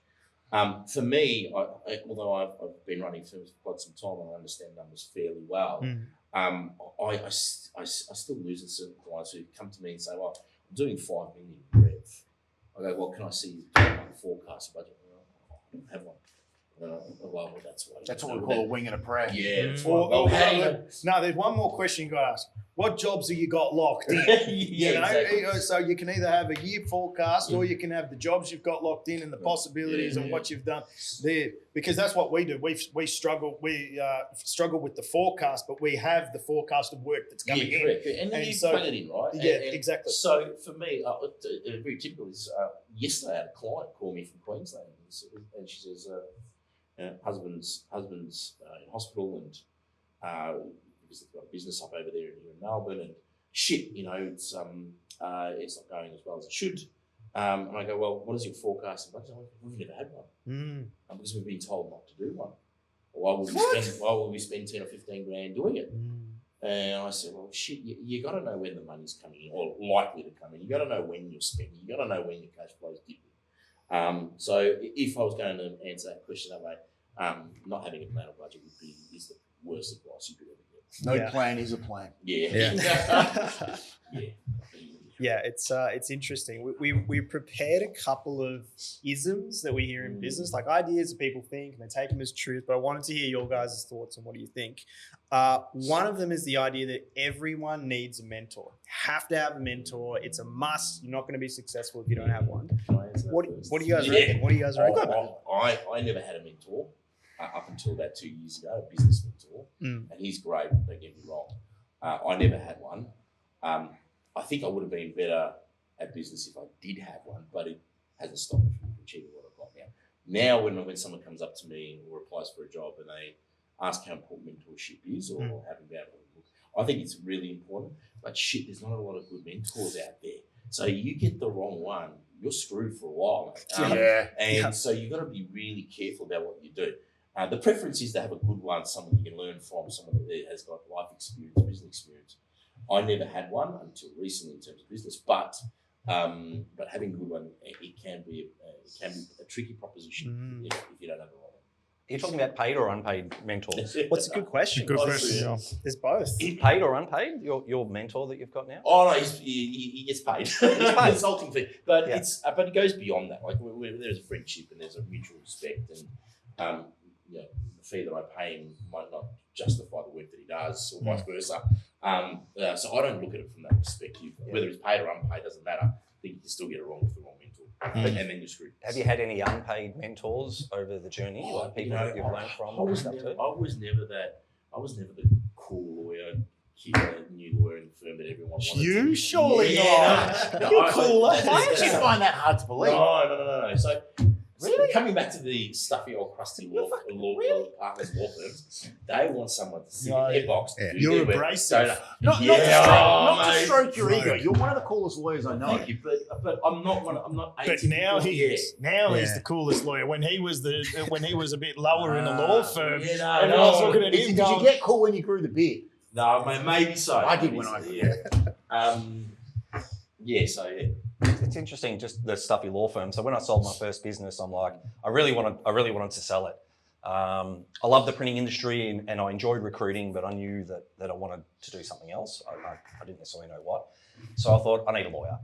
So I thought, I'll just try a spread of lawyers. So I went to a company out near Mitcham or Ringwood somewhere, like your local guy, and I sat with him and I remember thinking, this guy doesn't really impress me much with kind of anything. He's probably very good at wills and estates and those kind of things. Leasing. I went to a lawyer in sort of Toorak, South Yarra area, and he had a beautiful suit on and a big mahogany desk and all this sort of stuff. And I love mahogany. I need one of those. I'm also comic relief here. I'll try and get to the point. Just feel free to provide some comic relief if I waffle too much. I can't remember what the point was. Anyway, so the guy in the nice suburb of Melbourne said to me, maybe this is where you get the worst advice. He said, why are you selling your business? He goes, if I was you, I wouldn't sell it. And I remember walking out of there thinking, well, I don't want to be the guy wearing the expensive suit in this mahogany office. Yeah, that's right. So I thought, well, I'm not taking that advice. Then I went to a medium tier law. You're going to be like, gee, how many lawyers did this guy waste time with? Right? As long as you end up at my office. I pretty much did. I ended up at a firm that I think would have been very much like yours. So then the third one I went to was like a mid-tier suburban, well-known company. And this guy was like, again, suit, cufflinks. What sort of wood was his desk? Can you remember? No, it was veneer. Not as good. But he's like, okay, this is what we need to do. We're going to set up a safe room and we're going to check people in and out of your documents and we're going to do all this. What? And I'm sitting there thinking, to sell the company. bro, it's just a small business. What kind of business did you have? So I left that one because that would have been like hundreds of thousands of dollars. Absolutely. And then I went to one in the city, which someone had told me they've got a no asshole policy. It's like a mid-tier growing firm. Yeah. And I went in and I met with one of the partners and a junior, and they talked to me like you did. Yeah. They're like, yep, we can organise this for you. And they didn't use any words I didn't understand, and they didn't use any lawyers speak. They weren't grey. This is one of the things with lawyers I find hard is they're often very grey. Fuck, I just wanted an answer. Fuck, you're Just grey. give me the black or white. What's the answer? Mahogany Oh, hates well, look, grey. it's, you know, it's a Depends. difficult question and there are various ways And then this don't could tell go. me about it then, Yeah. dickhead. That's what I'm paying you That's for. right. Just either give me the black It's and white or it's already happening. The fictional lawyer we're talking about, you're already paying. It's your fault. Told you. You're going home. See you. every email's Guys, put the guns down. All right, let's just put the guns down. I'm leaving now. Because like, you're in the middle and there's just want an answer. sitting there and you go, I'm selling my company. That's where I am. That's Yeah. my expertise. I knew what I was doing. I'm selling. Now you're meant to come on board and say, you're the clip on that says, right, this is how much it is. This is the processes to protect you. This is the process that they'll want to buy. That's and you right. go, sick, how much does that cost? Yeah. And instead they're like, what do you want to do about the sale? And you go, sell it? Just do it. Do you know what? It's exactly the same thing with buying a car. How many times have you tried to buy a car and they won't let you fucking buy it? You go to the dealership, they want to talk to you about everything. I just want to buy the car. I just want to sell Oh, it. no, mine Yeah. was up my ass trying to sell my car. Jesus Christ. Really? Oh, absolutely. Well, I've never been to Just sell me the Ferrari. car. Just do what I need you to do. I want to sell my business. I want to buy a car. They call me every day for a period of 3-4 weeks. Are you still buying it? And they're so, but I just buy it. They have a good sales technique there. They do, they are. A good sales service there. Yeah, they rock up to your door with the contract. Yeah. A lot of it's different these days because a lot of it, there are certain dealerships now that are like corporate owned. So they own all of them and they just say, look, the price is the price. So you'll try and find one, if there is, on that brand that's not part of the big corporate, yeah.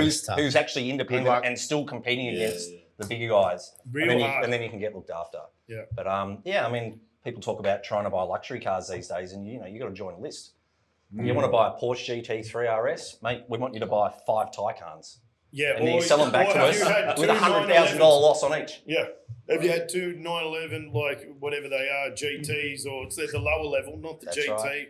A couple of electric Macans, nobody wants those. Yeah, what does your wife You can drive? keep that. She better drive a Porsche too. Otherwise we will not sell you one.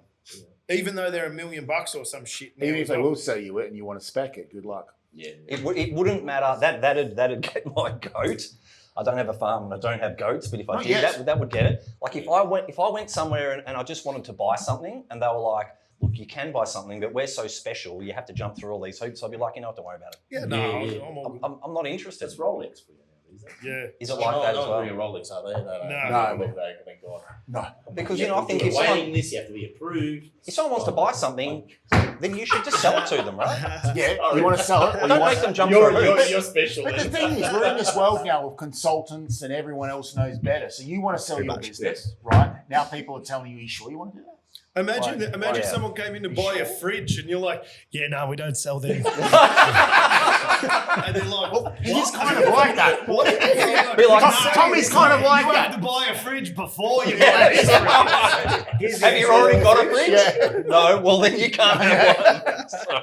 Yeah, it's madness. All right, what do you Mentals. guys think about hustle culture? It's a common idea in the business community that you got to work as hard as you can, as many hours, wake up as early, work as late, basically burn yourself out. What do you guys think? Hustle at all costs? Or Before you balance? answer, I'm going to take mentors because I think it's an Yeah, important point. I'm happy to go with mentors too because I've Let's been do it. asked probably 5 to 10 times to be one this year. And every time I've said no. Yeah. I think that, I don't know enough about business. Tommy's I gonna haven't be been back. around enough. Yeah. Or whatever else. And I'm sorry to cut you off, but I wanted to say something about it too. Yeah. You're Yeah, next. let's go. But yeah, to be a mentor, I think you need to have some serious experience under your belt, and I don't think that a lot of them do have it. Nah. You've really got to find No. the right one. No. Yeah. So you're actively kicking people back, saying, Yeah. I've kicked back a few people. I had someone offer me $5,000 a month. Now, $5,000 a month might not be a lot of money, or it is a lot of money in the mentor world. Yeah. I've got no fucking idea because I've never paid for one. However, I'm just a guy who trucks dirt. Yeah, you're going to say, what's your great idea about trucking dirt? And you're like, send the truck. And they go, that is the key to your success. Yeah. Your truck will show up. Yeah, my truck show up. And they go, oh, what happens when a truck doesn't show up? And you go, find another one. Like, this isn't rocket science. Stuff. Do a fucking good job and people will come back, right? It's correct. But a lot of people don't understand that. And they think there's some kind of magic potion to it. But is it a salt shaker or luck over the top of it that's a salt shaker or something that if the truck doesn't rock up and I call the guy and I say, I'm really sorry, the truck didn't rock up, it's my fault. And he goes, it's not your fault. Like, I know it's not. But why are you saying it is? And you go, well, I'm the one who organised it. Exactly. But So I'll take it's your name accountability. on the side of the And truck. it's my name on the side. Even if it's not your truck, it's like Correct. Yeah. And so, but I'll get you on there tomorrow. And something about when I say that, they rebook it. And something about when old mate says that, I might be their mentor. I give them the exact thing to do. And then all of a sudden they end up, that guy told me to get fucked. And You're that guy. And I'm like, nah, surely you didn't. Because when I called him, it was good. And they're like, no. You told me to get fucked. And now we've lost the job. And I'm like, well, How much you can do about that? bad mentor. What's your thoughts on him? I disagree fundamentally. I think that you don't know what you don't know, right? And it's really easy to work fucking hard and be successful, but it's a lot quicker, a lot less painful to learn from people that have done things that you haven't. And I've seen it over the course of graduates all the way through to executives. They all do it, right? The top CEOs in the world do it for a reason. So I like to think of the people that are massively successful. What do they do and what can I do to emulate some of that? Fuck, let's just ask them. Right. And I think, look, you can branch this thing into like this formal advisory mentorship thing. Doesn't have to be that formal, right? Like there's a guy who sold a company that we used to work with, or that I used to work with, for $30 odd million, right? Not many people get to do that. So when I have questions around, hey, how would you do this? I'm going to ask the guy that's done it. To your point earlier and to everyone's, that means that if you haven't done it, I don't really care what your opinion is also, right? So I think being really selective and, if you're starting your career or you're starting a business journey and people have done what you're trying to do, people are pretty happy to help generally. We're all time poor and we don't have time to sit there and go, hey, I'm going to have 100 conversations with you and, charge you X, Y, and Z. But I think it's kind of our responsibility to share some of what we've learned within reason, just call the fucking person back is a good start, right? Like, Yeah. There's fundamentals that are missing in business across the board that people like. Communication actually means to talk to people on the phone. Completely. Stop texting. Phone? Ring people. Go and see them in person. Yeah. But these are assumptions that we assume people know. And I think that, you don't know what you don't know, right? And it takes a village is the old saying. I think it's the same in business. Australia has a real problem with tall poppy syndrome. And I think that manifests into, fuck you, I'm not going to help you, right? But it should be, hey, look, I'll help you as much as I can, or this is what I would do. Let me know how you get on, and I'll put you in touch with Tommy. He's really good at this sort of stuff. I think we need more of that. I don't think it needs to be, join my program and get 10 mental. I think that's bullshit, right? That's my thoughts on it. I'm looking for, I got to present some big stupid thing. But I've got to present it. Sounds great. When is it? Jimmy, tell us where you're going. What are you presenting at? What are you presenting? Is this World Economic Forum? Close. Come on. No, this is a different one. This isn't about Vegas. I've got a big thing on in Vegas next year, but this is about something else. And I thought, you know what? I've got some of these events coming. I want to do some public speaking sort of courses to try and be better because, there's people asking me to do it and they're willing to pay for it. So what sort of fuckwit would I be if I jumped up on stage and then shut Jimmy my pants Starbuck. That's and exactly then who you'd be. Shit, there's a lot of people here. So I thought I'll go to someone and do it. The guy wrote big back. He's $17,000 for 2 days. Oh, Jesus. US or Australian? Australian. This is a guy here. Teach you how to speak in front of people like you're doing now. Yeah. Just more people. And I'll take half of that and we just do this a couple of days. And I looked at it and I'm like, that feels like a lot. That is a lot. Yeah. That's a lot. Like, Yeah. Like this.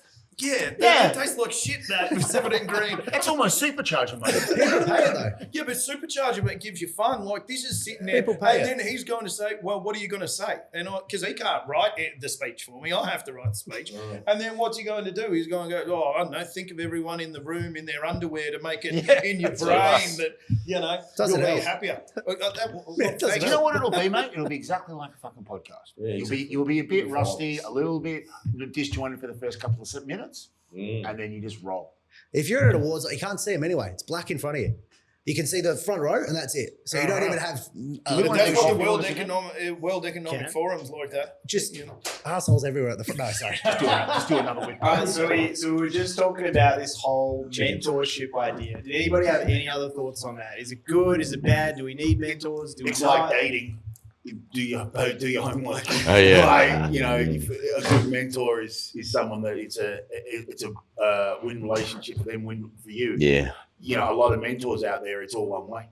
Mm. They're 100%. sending you an invoice for their time and their services, but what are they actually mentoring?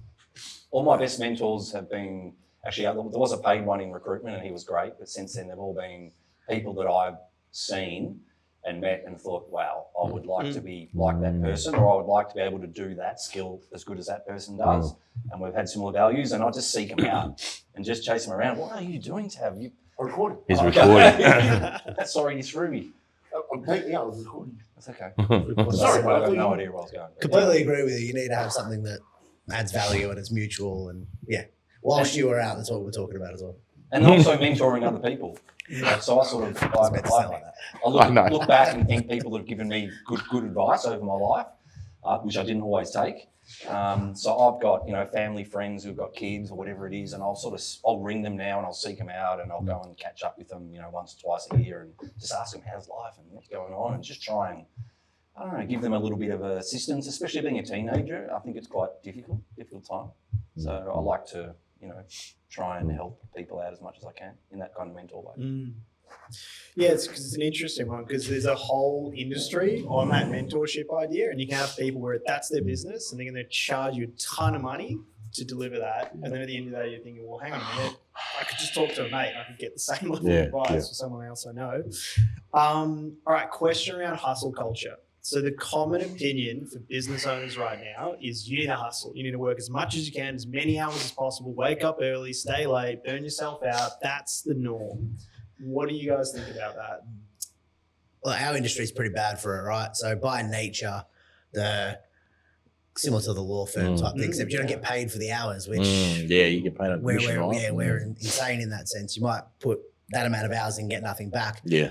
I'm a genuine believer in a balanced human being's a better human being. I really am. Having looked at all of the people I've managed, all the companies I've worked with, all the executives I've worked with as well, and lucky to have sat in front of tens of thousands of people over the course of 15 years, the people that do really well are the people that have really clear visions and goals and know what they want to do. So they don't feel burnout and hustle and all that stuff. It's just them, right? Yeah. But they're 5%. Yeah. They really are. And then there's everyone that wants to be that person. That's really hard to do. You can't be Gary Vee. Right? You can't. Stop trying to just be the best of what you can be is my personal opinion. I think that, to counter my own point, I think that working hard is a positive thing. Yeah. And if you work hard, you will get results.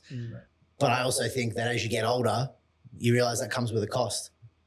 So, I think it's got to be your own level of acceptance, your own level of happiness, your own stretch target, whatever it may be. If there's not a personal motivation there, you are never going to get where you want to be. Yeah. Whatever that may be. Tav, you look like you're thinking, cooking something up. You don't know what you don't know. And we all start the same way. 12, 15-hour days, just keep working. Business. And then 2 years, 5 years, 10 years down the track, you look back and go, shit, was that a really good idea? But hang on, is that why you're able to sit down and look at that? Like he's doing 16s, 12s, 13s, because you're there, you can go, in hindsight, I agree. That's why I'm here.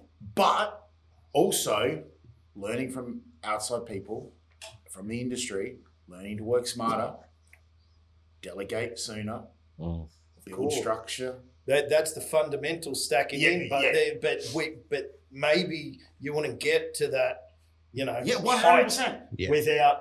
Without all of that hard work. And I think if there's a 24-year-old sitting down listening to this, 100%, who's about to start scrolling on fucking TikTok, put down TikTok and start doing something productive at work.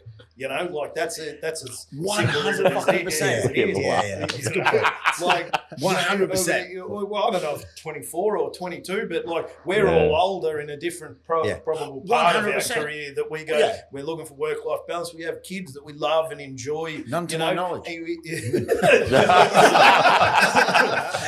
There might be Carlos in Taylor or something. But, you know, we have kids. I can see on the background of your phone, you got kids that you want to enjoy, that you want to spend the time. But would you be able to spend the time how you wanted if you had not done the hustle? No, that's the point. Yeah, not me. Completely. I'm not smart enough to be able to get from A to Z in 2 or 3 years' time. It took me 15 years hard paying, right? You're so I was a grinder. 15 years in the making. Yeah, I'm a grinder to get to the point that I am now. Hats off to the people who can do it straight away. If you can do it, have a work-life balance, hats off to you. I'm glad. What I'm I was happy trying for to you. say. But that's the 1%ers, 2%ers, Exactly. right? What I was trying to say is if I'd taken 5 seconds instead of this fucking full-on hustle culture, I would have innovated sooner. Yeah. I would have rinse, repeat, which is fucking great when it works because you just do it and you make money. Takes 5 seconds, step back and go, hang on a sec. If I don't innovate, but actually have to be mindful and to be present to understand that, hey, I need to fucking pivot here. Okay, I need to do this, I need to do that. Like, would you have moved to Brisbane sooner? Yep.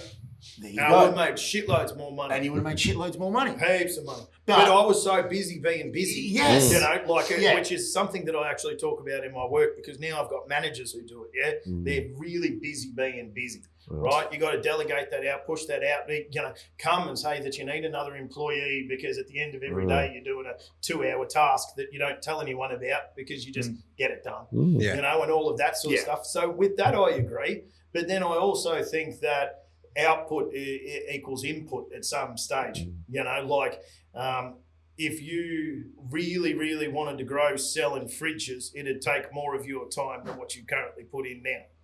It has to. Well, that he wants to put in, Yeah, or that you want to put in. But even if you just take, at 20 hours, we sell X amount of fridges. You might be able to do 20 hours and sell Y amount of fridges. But at some point, Z amount of fridges is going to take up your time extra. You know, if you're really going to push and go to the meetings and go sell here because you're obviously one of the best sellers of the company as well, you know, like that's why you get to where you get. So hustle culture, I think you'll find that, like you were saying, with the executives that do it, that, you know, really want to do it and that they don't get burned out, and the competition for them, for the 2 or 5% of high level people, they're not being burnt out, and their hustle culture is just what they call life. And then you have 98% of people who are saying, I'm hustling that fucking hard, I'm exhausted. But that's because they're trying to keep up with people that possibly they can't keep up with. Like if I was to go racing with you, you know, I'd end up falling over because, you know, or crashing because you're much faster than I am. I think that there's something to be said about the fact that some people can, like, there's a higher level of possible achievement for some than others in this space, in the business space. 100%. That's okay. I think it's become glorified that everyone wants to be the 2%. It's not all that it cracks up to be, right? And I think that the reality is that there's a lot of people, and we know a bunch of them, who have got more money than sense, who have worked very hard, that are miserable, right? And I think the thing that I've taken from Tommy is he's a happy man. He's got what he needs. Everything's good. That's a positive thing. And I think there's a danger in glorifying people that will never get there, right? And I say that in the sense of, I agree with you. If you want to be that person or you want to be near that realm, you have to do the work. There's no getting away from it, right? 100%. But you also can't make it something you're not, if that makes sense. Yeah. Like James, some people just need to be what they want to be and be happy with it. I think in some industries you can't avoid it. You know, otherwise you'll be ostracised and you'll never make it, right? So if you're not an innovator and you're not part of that 2%, in some industries you can't. And the law's a lot like that, right? There's some firms, if you're not there before the partner gets in, you're not out after you're screwed, right? Wow. I think that's the wrong mentality, right? But you got to have that hustle culture in there in you in order to be able to make it. Like I said, I think it's wrong. You got to start in hustle culture, but then you've also got to be present enough to understand when you got to pivot, paradigm shift. Yeah. But some industries you can't avoid it. It's simple as that. You have to. At some point you need to hustle, and then at other points you need to have vision on yourself and what you do, and then realise that possibly the partner's hustle is keeping his people under him down. Absolutely. Rather than building them up. When if the partner would lean out of it a little bit Correct. and say, right, You can grow now. Then the growth, and then you actually have a more successful company because of the fact that you're not there on top of everything, or you might still be there, but like you're allowing space for growth. Correct, yeah. for the 98% of normal people that we're talking about, so not the 2% unicorns Means no one in who this can room. do it. Yeah. I agree with what you guys are saying, that you need to hustle at the start, because when you first start your business, you don't know what you're doing. You know, I started at 24, Jimmy started Under at 20, under 20, Oh, I've had a few, but yeah, 27, 28. 20s, 24 20s, first business. Yeah. 20s.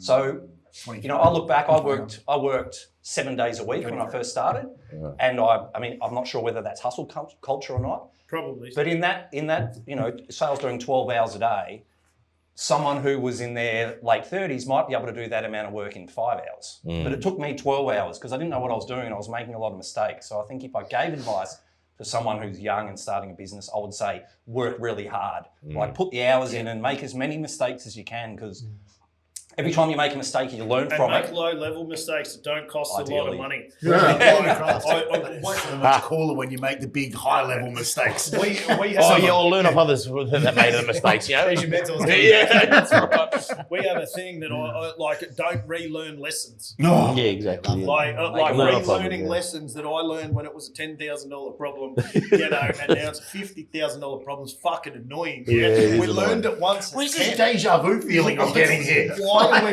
and it's actually a thing I speak about, you know, in my meetings and stuff like that. Do not relearn lessons. Like, learn it well. Yeah. We discuss it. We fucking discuss it too much. Let's be honest. Like, you know, we have to go over it and over it again to try and put it in the brains. But then 6 months later, you bam, 50 grand instead of 10. And you go, You're not wrong. You're not wrong. don't relearn lessons. Yeah. Yeah, make as many mistakes as you can, but only make them once and learn from it. I think we talked a lot about the hustle culture. There's an idea out there that some people in business truly believe, 100%. They believe that everybody is out for themselves, 100%. Really staunch way of thinking about things. What do you guys think? Are people only out for themselves, or are there people who want to work together? I think have their own agenda. I think businesses compete against other businesses, and they have to. So I think if you've got a business and there's a competitor's business, well, generally you're going to be going for each other. Like it's like a war or a battle, because that's just the way it is. But in personal life, no, I don't believe that at all. Not at all. No, I think good people with good values work with good people with good values and look after each other. I have people that if you cut them open, a Starbuck stick comes out of their veins. Yeah. They have been part of the brand, built the brand, done more work than I believe I have on the brand, you know. Because it gives them purpose. Well, yeah, and it does. It does give them purpose. And you look after them. Yeah, of course. Yeah. Of course, they are my people. Yeah. Like, I'm one of their people as well. Yeah? Like, so it's not like I'm sitting here saying that they only work for me. No. They are being part of the journey to build what we do. And so my answer is unequivocally, good word, that one, no. That people are not just out for themselves. Some people are, but they can come on board for the journey as well and be part of it and deliver their sort of benefit to a corporation and then leave. And that's okay. But then you have some others that are just, well, they're my people. Yeah. They're your family. 100%. Your Very business cool. family. Yeah. And what about you? What do you think? Well, I think in business you've got absolutely have competitors, right? But I have a healthy degree of respect for all of my competitors, the good ones anyway. Now, You're respected by your competitors as well. because now let me preface what I'm about to say with one little piece. 80% of the industry can go back to selling cars, right? The rest of it that's doing it well and really putting the people that we work with front and center, I will help them out not to my own detriment as much as possible, right? We're in the business of helping people find work. So if they have opportunities I don't, it would be negative of me to my end customer, essentially the person that we're trying to help, to not refer them to someone that can. So we have a group chat amongst probably top 3 or 4 of us where we go, hey, have you got anything for this guy or anything like that? And we actually don't compete all that much because I think we all have different subsectors of the market and we have better relationships with different people, etc. But I also think there are complete and total examples of the opposite of that. And you see them all the time, people that don't think that way and people that are... Well, I was going to use another word, but I think we'd have to bleep it. No. You know where I went. I went for lunch with one of my competitors the other day. How did that go? Where'd you go for lunch? someplace in Brunswick, some pub. We sat down and, commiserated over the industry. He's he'd probably turn over a couple $100 million. Like, he's a big dog. He's got three letter. No, we'll go for lunch with him. But yeah, went out for lunch. And, actually, I think they've turned corporate now. 3 letters. No, I think they've sold out. Yeah, that's what I heard. And the owners are out and something. But I'm not too certain because you shouldn't spend too long looking over your fence. Yeah. No, stay in your lane. Yeah, But you can learn from that, right? Absolutely, Yeah. you can. And so I sat down. We had a lovely lunch. Which was What'd you nice. I had a salad. What the fuck? Yeah, I'm trying not to be fat. Shredded for Christmas. Shred for Christmas. Hashtag Shredmas. I bet you heard it here first, mate. Jimmy you can look at it Starbucks like that, likes can't you? salad. Yeah, no. Have you made any friends? Have you made any friends with salad? No, because you don't make friends. But yeah, you took something from that lunch, right? That's a net positive. You might not do business together, but at least there's a healthier respect. I find that you've got to know what you're up against. I'm a big believer in, and used to be all the time in a bigger agency, people be like, oh, this is doing that or that's doing that. Good for them. If you have enough belief in what you do, how you do it, and your differentiation, fuck them. Good for them. Like, hey, they had a win. Let's go have one ourselves. I think so many times you can focus on this, and we should all be focusing on this. Like a horse that puts on blinkers runs better. Yeah, of course. Let's get it going. That's my thought process. A lot of it's been positive, right? About it. But as soon as you have money in an industry and someone making with it, you're automatically a target. And there will be people that come in, want to be your friends, want to help you out, want to do this. But at the end of the day, when there's money in an industry, people will want to take that from you.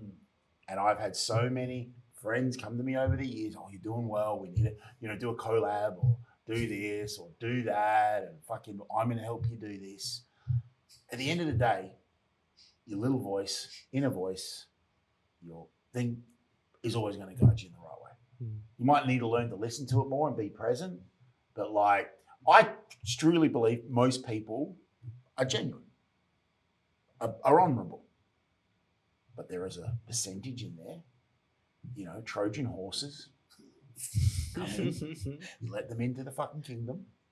Fucking, they and I've seen it time and time again where, I have recruiters want to come work at TRS. Probably, you look at it, are you really that good? Why are you like yourself? Would you take an experienced operator or someone who's keen? Oh no, I want you can't teach work ethic. There's a reason why. I've got it with sales, yeah? Yep. So the sales, they come and they're like, I can bring this client with me. No, and you go, well, first off, I've already got I don't believe that you could. Yeah. Second off, if you can, then they're not coming to me. They're coming with you. And so if they do explode, you're going to come sit down and more money. You're going to put extra pressure on my business, to facilitate your client, not our client. As a group, we're doing this work. It's not that. Yeah, it's that. yeah. You're out there and you're coming here and, well, first off, you're going to rip them from one of my competition. And it happens all the time. Like, we can get you this client. They're $1 million a month client. Or, and you go, well, shit, do I really want them? Do they pay their bills? Are you so in bed with them that all of a sudden, the $1 million a month is actually backhanding you $50 a month, and all of this. And it sounds like a bit of a headache. And I'm all good. So I've got a new sales rep who started with me. She's a 20-year-old girl, 21. She's starving. You know what she does? She's on site every day at 6:45. That's what she does. She stands on site and stands there and watches the trucks roll in and then leaves and comes to the office to work. That's what she does every day. And the amount of people who call me up and they go, she's a breath of fresh air. We've been dealing with trucking, because we're dirt hustlers, we're trying to buy and sell the dirt. We've been dealing with the same blokes forever. We're dirt entrepreneurs. Yeah, that's it. They never come to site. They never they never look after us. They never answer the phone if something turns to shit. When it turns to shit, we turn around and she's there, standing there. And we'll go, where's all of our trucks? And she's like, I'm sorry, they didn't want to come today. They all cancelled. And they go, oh. All right. can we book them tomorrow? And she goes, absolutely you can. I'll make sure that they rock up. And they go, thank you very much. Yeah. Yeah, and Problem solved. I've gotten, like, no shit, 10 people who have came to me and said the best sales rep they have ever dealt with. And let me tell you, when she came, she wouldn't know the front end from the back end of a truck. Like, absolutely no fucking idea. Did she come to the company because of your personal brand? She did. She's hustling. She is hustling. In the right way. That's smart hustling. It and is. She's gonna make a lot of money. Yeah. She's gonna make a lot of money. I'm a big believer in paying for what you get out. And like just me and my 2 IC have trained her. We didn't put her in with any of the other sales staff because she was so young and had never done it before. We thought we'd take a bit more of an active role. Just be there, answer your phone, and that's it. Hopefully in 10 years from now, she bleeds a Starbucks. Now, How many sticker. Starbuck tattoos exist? Not enough. But there is one or two. No, there's not, unfortunately. Yet. There's about There to should be be. one now. You'll get one, aren't you?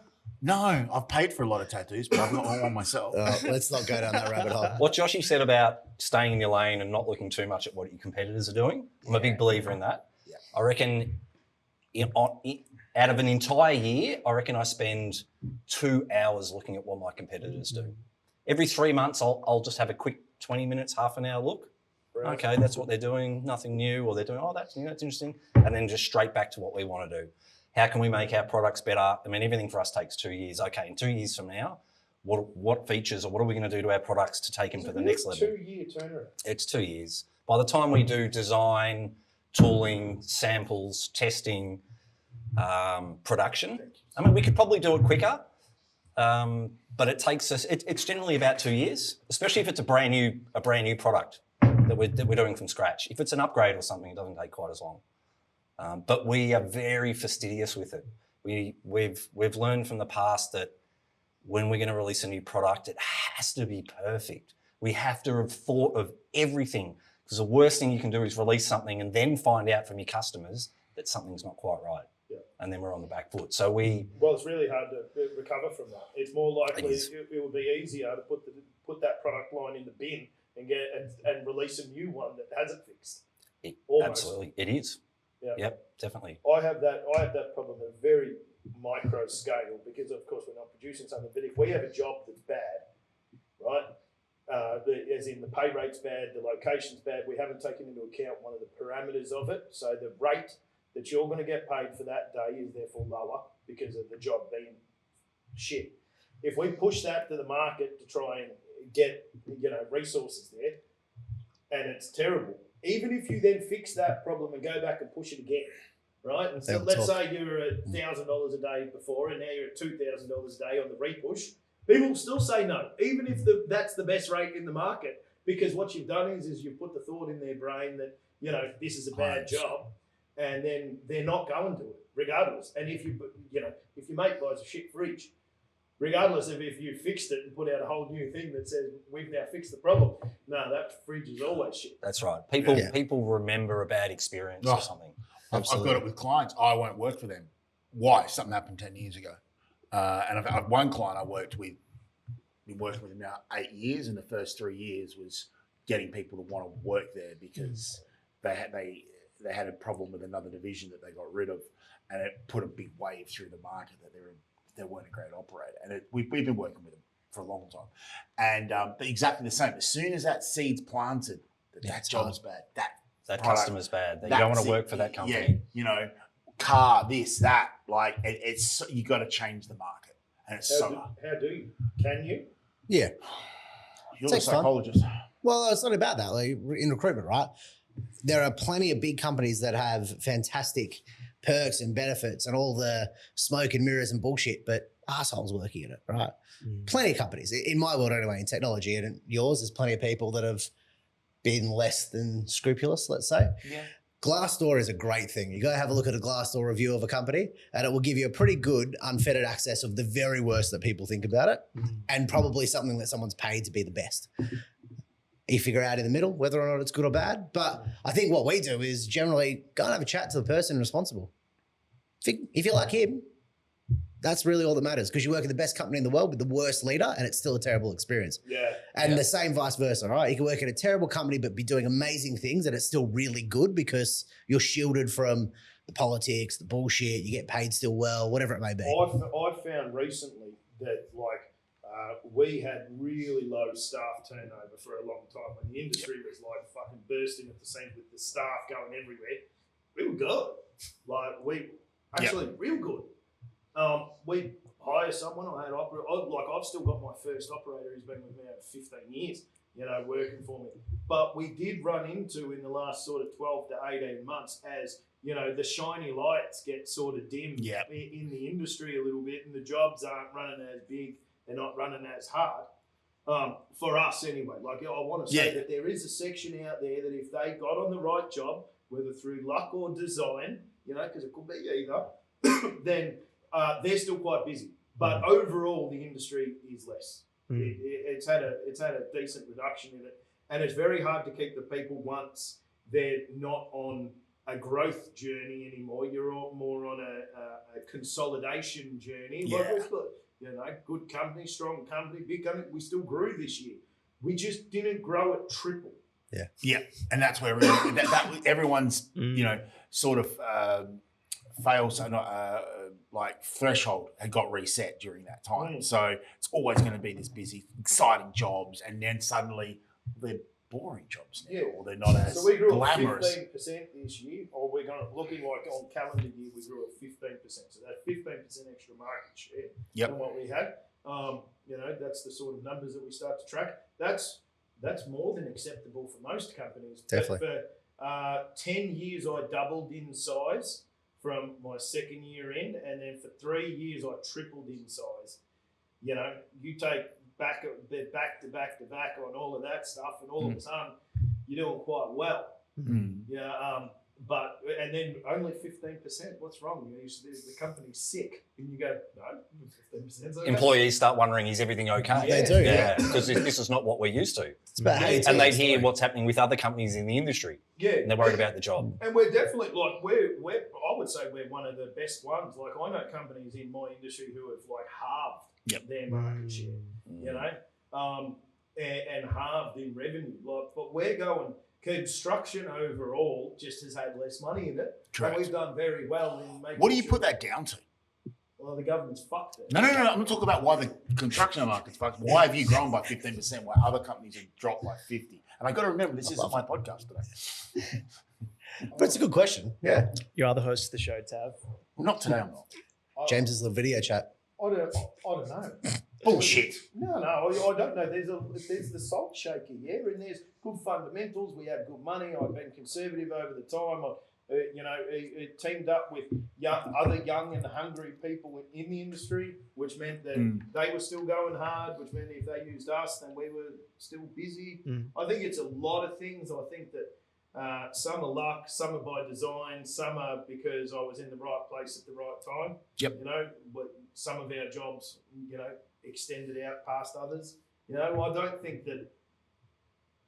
Yeah, and the other ones, they went huge. There was a couple of guys who went Overextended. Yeah, And then when the tide goes out, You find out he's swimming naked. Oh, yeah. you absolutely do. And That's that's when the good businesses like yours, when the tide goes out, will still do well. And all those other people, like the guy next door who all of a sudden brought a tipper, and the people that went to one of the hire companies and hired 50 of them for 5 years or on lease, they're the ones that were there to make the money while the time was good, and then the tide goes out and they'll probably fall over. Yeah, there has been a lot.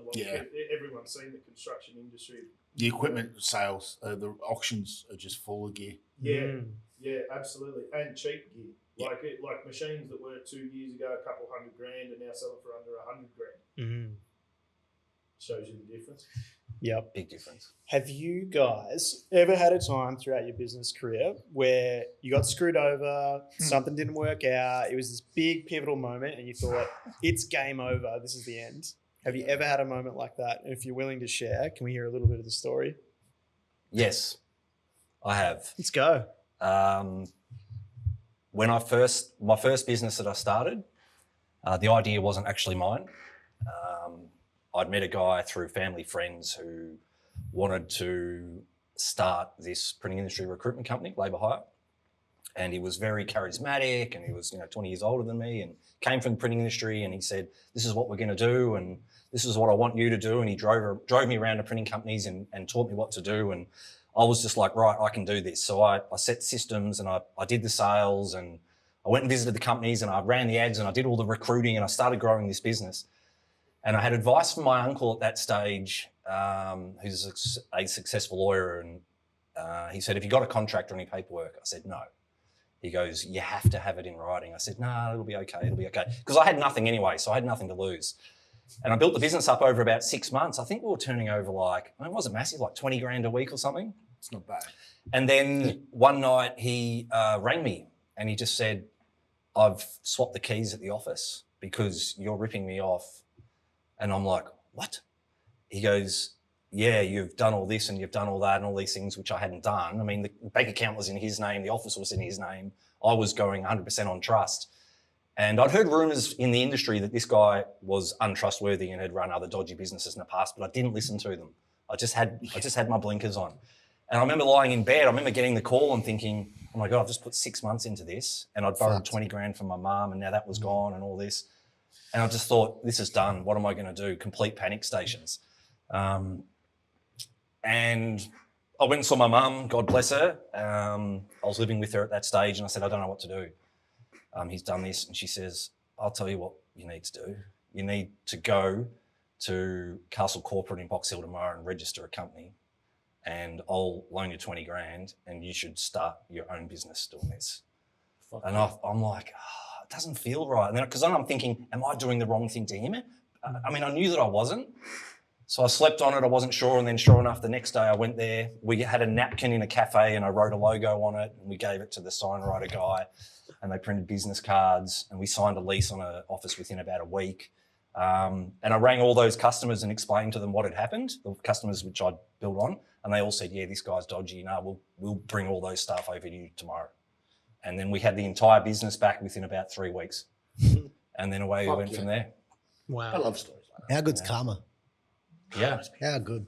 Yep. And we ran that other company out of business because he had a really, really bad reputation, and he wasn't paying people and he wasn't doing all the right things. And that's where it all started from. So that was a massive lesson where I had good advice from good people and I didn't take it. So I learned a lot from that. Yeah, wow. And it's so crazy because in those moments where it's all gone to shit, you're just like, well, like, what am I supposed to do? But yeah, amazing that you had your mum there to help out and sort of help guide you through. And yeah, what an awesome story. The cool thing was I said to Mum, I'll give you 25% of the business if you loan me 20 grand. I paid her this 20 grand back. I sold that business 12 years ago, and she's still retired and living off the money. Love it. How good. So Amazing. Thanks, Mum, and thank you, Karma. It was karma. the best lesson I could have. She's a good teacher, Karma. She is. But sometimes you don't even know that you're getting taught a lesson and Karma's taking care of it. You think, well, this is the worst thing that ever happened. You know? Yeah, but lessons are best learned when the toaster's burnt. Yeah. Who taught you that? That's a good one. One of my mates, he taught where I was going through some shit, like nothing like company destroying.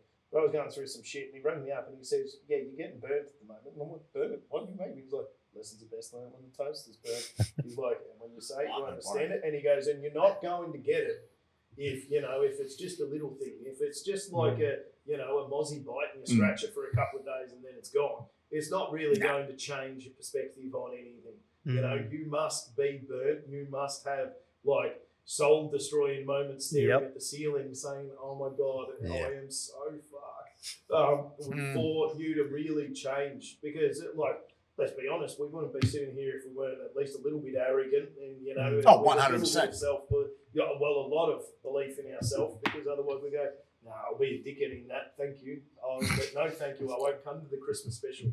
But so you need those lessons, and sometimes the lesson comes with a big fucking stick. Oh yeah. You know? Cattle prod. It's I can relate to that story. Actually, I had a similar. It's always a first business, right? First business is always the one that gets you. And for me, actually similar. Wasn't intending to be in the industry that we were in. I was in recruitment, doing well in recruitment, but also going, is this what I want to do for the entirety of my life? Sat there talking to someone who said, hey, look, I think we can do this. We can start this business. It'll be great. I went, fuck it, why not? What have we got to lose? Fast forward 2 years, we have 6-7 cars running, doing okay. It's running itself. I move over to Sydney, and this is my point earlier about picking a business partner. Business partner then has a mental health episode, a serious mental health episode. And I get a call from a lawyer on a Thursday afternoon about 4 o'clock. He's decided to resign from the company for mental health reasons. So he's unable to deal with any of the debt or anything else that goes with it. Oh, and also you'll have to come back to Perth to take care of everything. Just from an outsider's perspective, so he's going through this terrible mental breakdown stage. I can see him. He's crying in his bedroom. It's terrible for him. Before calling you, he then decides to call his lawyer, run through the whole thing, get everything. Funny that. Yeah, Yeah. real funny. Yeah. And then all of a sudden he can't deal with it. Okay, so continue. I've got the layer. Yeah. I'm glad that you picked up the. I didn't want to be the one to be the cynic, but you're not wrong. So ultimately, we're sat there, my wife and I, holding the bag of a business that we can't run because it's on the other side of the country. That's been totally mismanaged for probably 12 to 18 months. Has assets that we need to get rid of. Everything, all because if I look back in hindsight, I didn't want to go and have difficult conversations early in the process. We should have just cut it earlier on and gone, when I'm moving to Sydney, I'm out, we're done, clean it up. That was the tough lesson, a 6-figure lesson, but one that I went to again. Annoying 6 out of 10 bad days. Yeah, it was more annoying having to go back to Perth to deal with all the issues. But it's now in this business, you safeguard against these kind of things immediately. So you now are a sole director and of your own business? No, but we've got a much better shareholder agreement than we He's got did the then. Italian stallion. And I think, you know people a lot better than when you just kind of, in your 20s, you have more trust, you have more faith, you look at things on a surface level. Yeah. And I think the discussions you have now before making decisions like that are so much more pessimistic. Hey, look, I know that we're mates and all, but what happens if this happens? All right, well, let's write that into the contract. All right, what happens if this happens? All right, well, we'll write that into the contract. Yeah. You and I are very different. I've always gone sole directorship, sole ownership, maybe change things out through the trust, but I've never been that one to go hunt out a business partner. Like, people, it's nice on paper. I like the idea of it, but at the end of the day, I grew up that one guy did all the work and one guy tries to root the receptionist. So which one are you? I haven't had a business partner, but then the older I've gotten, so that was my mentality for a really long time. But I've had some in the last sort of 5 years, as I've probably moved into a different sort of area and hung out with different people. I've seen some really amazing businesses that work really well with multiple directors, multiple shareholders, and a different management structure than I have. And I think it can work. I think it takes the right sort of person to have it work, and the right sort of company as well. Why don't you tell us about what you do? Not that it's my podcast either, but like if we're talking about 4. I was wondering when this is going to come out. Yeah, you've got 4 directors. 4 directors. Brilliant, amazing. 10 years, never had a disagreement or an argument. Wow. Nothing serious. But I guess it's a little bit different. So the business was running since 1982. My best friend, Paul, his dad was running it, and I lived next door to them when I was a kid, from when I was 2 till I was 18. So he was like my second dad and my best friend. So when I went into the business, I was initially as an employee just to do sales because I'd sold my other business. And after 6 months, I was bored. Let me tell you, getting up in the morning in your dressing gown at 10 o'clock to check the stock market gets lame pretty quick. So I don't recommend retirement to anyone. No. You couldn't retire, buddy. Yeah, so I started off as an employee, and actually the first year I was there, I said, you guys got a great product, but you're not doing much sales. How about I hop in a car and drive around Australia? And I went to every town in Australia, and I visited every fishing, camping, 4-wheel drive, caravan business in almost every town in Australia. It took me a year to do the groundwork. So that's hustle, I guess. So yes, there was some hustle involved. Yellow pages is where I got the information. Yellow pages and a spreadsheet. Yeah, wow. Planned it all out. So that was good. That was a good grounding. But then I bought into the business a share, and then my brother started working there and he bought a share as well. But we've got the same values, and we are there not just for ourselves, but for all of us. And having the same values is really key. Like they are identical: family, loyalty, honesty, trust, generosity, all these things. So we don't clash on anything. Or small things, if it is. Just little things. Yeah. Like, Niggly one of the guys likes to drink Moccona and I like the coffee machine. Yeah. And I'm like, how can you guys drink Moccona? I mean, I've got pods in my coffee machine. Right board meeting, right? Yeah. The board meeting is always little things like this. It's never anything too serious. International roaster. What happens when you run out of pods? No, they're not pods. I use the wrong word. It's the beans, you put it in and they You grind. know beans? Yeah, Someone but we else have the buys machine more, that is right? actually broken at the moment. And I'm Oh, drinking. Oh, I'm drinking the Moccona, and you have to put sugar in it. That's why you brought it up. Yeah. This is the confessional part of the podcast. There's two ways to go about it. This is interesting because me, I'm Buy a like, coffee machine. we've had the coffee machine for 2 years. It's made 5,000 coffees. It cost $1,000. We throw it in the bin. I go online, I order another one. It arrives tomorrow. That's the way I'd go about it.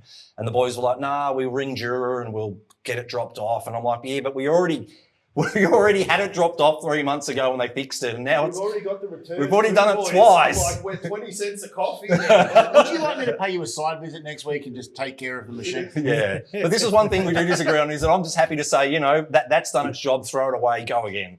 I don't want to spend any time thinking about that. I just want to get it resolved and move on to a bigger problem. Good problems. or a bigger opportunity. I love it that this is a serious problem in your company. Yeah. I'm out.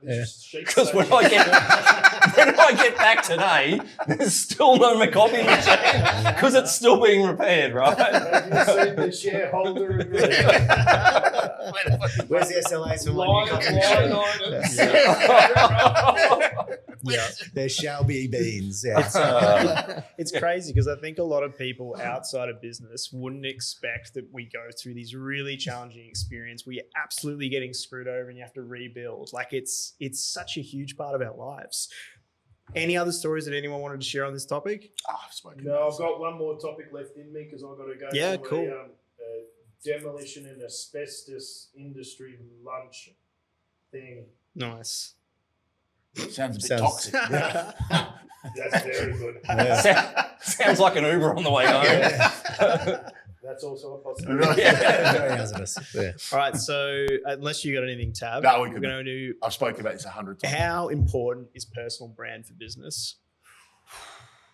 I'll go first on this, please. Up until 2.5 hours ago, I had zero interest in my personal brand whatsoever. Absolutely no interest in a personal brand. I've got a Facebook page and an Instagram page, and I just put photos of my cars on there. And Tav's always saying to me, "You've got to have a personal brand. You've got to have a personal brand." And I'm like, I couldn't be less I think your interested in a biggest personal ambassador brand. in the last 12 months. I believe in the business brand. Yep. So I'm super passionate about Bushman business brand. I love the business. I love looking after customers. I love having the best customer service that you can absolutely think of. So if you ring our company and you've got a problem with the fridge, I'll answer the phone. One of the other directors will answer the phone. We've got other guys that do it too. But if you want to speak to us, 100% you can speak to us. So that's really, really satisfying and rewarding, and having good products. I've completely lost my train of thought. What was the question? Personal brand. So passionate about business brand, but I've never really understood what personal brand is. Like, I've come to this podcast. I don't watch podcasts. I don't listen to podcasts. So This I'm is a keen podcast. to hear from you guys as to what you think about personal brand and how does that help you in your business? Yeah, I mean, look, you're in a room with three people that podcast pretty regularly, for better or worse. No pointed answers there. I think that the difference between you and your competitor, it's not what you know, it's who knows you, right? And personal brand is about really putting you in front of potential people, be it customers, investors, what have you. But it's got to be you. It's got to be authentic. And I think, Tav certainly has that. Everything I've seen of Jimmy today is reflective of what I've seen online. So hopefully it's the case until the cameras go off. But for me, the biggest differentiator is if you're sitting there and you're wanting to buy a fridge, right? that fucking Tommy guy, what's he all about? Oh, yeah, he's a nice guy. Give me a ring. I like cars. Give me a He ring. likes cars. Yeah. What's he do? Oh, he sells, I need a fridge. Like it's not necessarily that linear all the time, and particularly in our industry where there's consulting and differentiation of choices, etc. But I think people want to do business with people they know.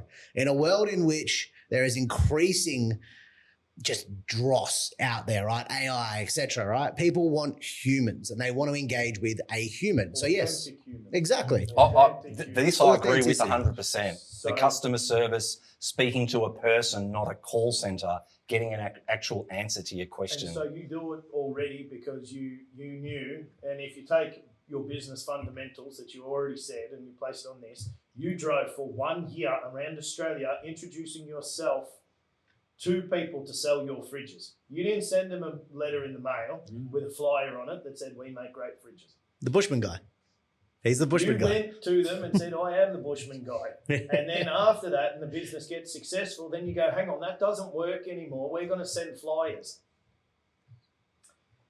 When in actual fact, possibly one of the reasons it worked, and I know the reason that Starbuck worked was because I was the guy out there. Now, you can't get to every BCF around Australia anymore, let alone everything else. And so what ends up happening is there a medium for you to be able to get in front of people and say, hi, I actually am the guy who makes the best fridges in Melbourne, and you would not buy it from anyone else. And if you get in the right environment on the right platform and say, buy fridges from me, eventually people will buy fridges from you. Yeah. Because all of the other advertisement is lost in the noise. No one gives a fuck about your discount anymore because Godfrey's has had a discount on vacuum cleaners for 25 years. Sorry, has anyone actually bought a rug on full? See? Has anyone actually bought a rug on full rug? I need a rug. Quit being honest. Are they on sale? Do you care about Harvey Norman's 3-page spread in the middle of it? Do you ever really look or care? No.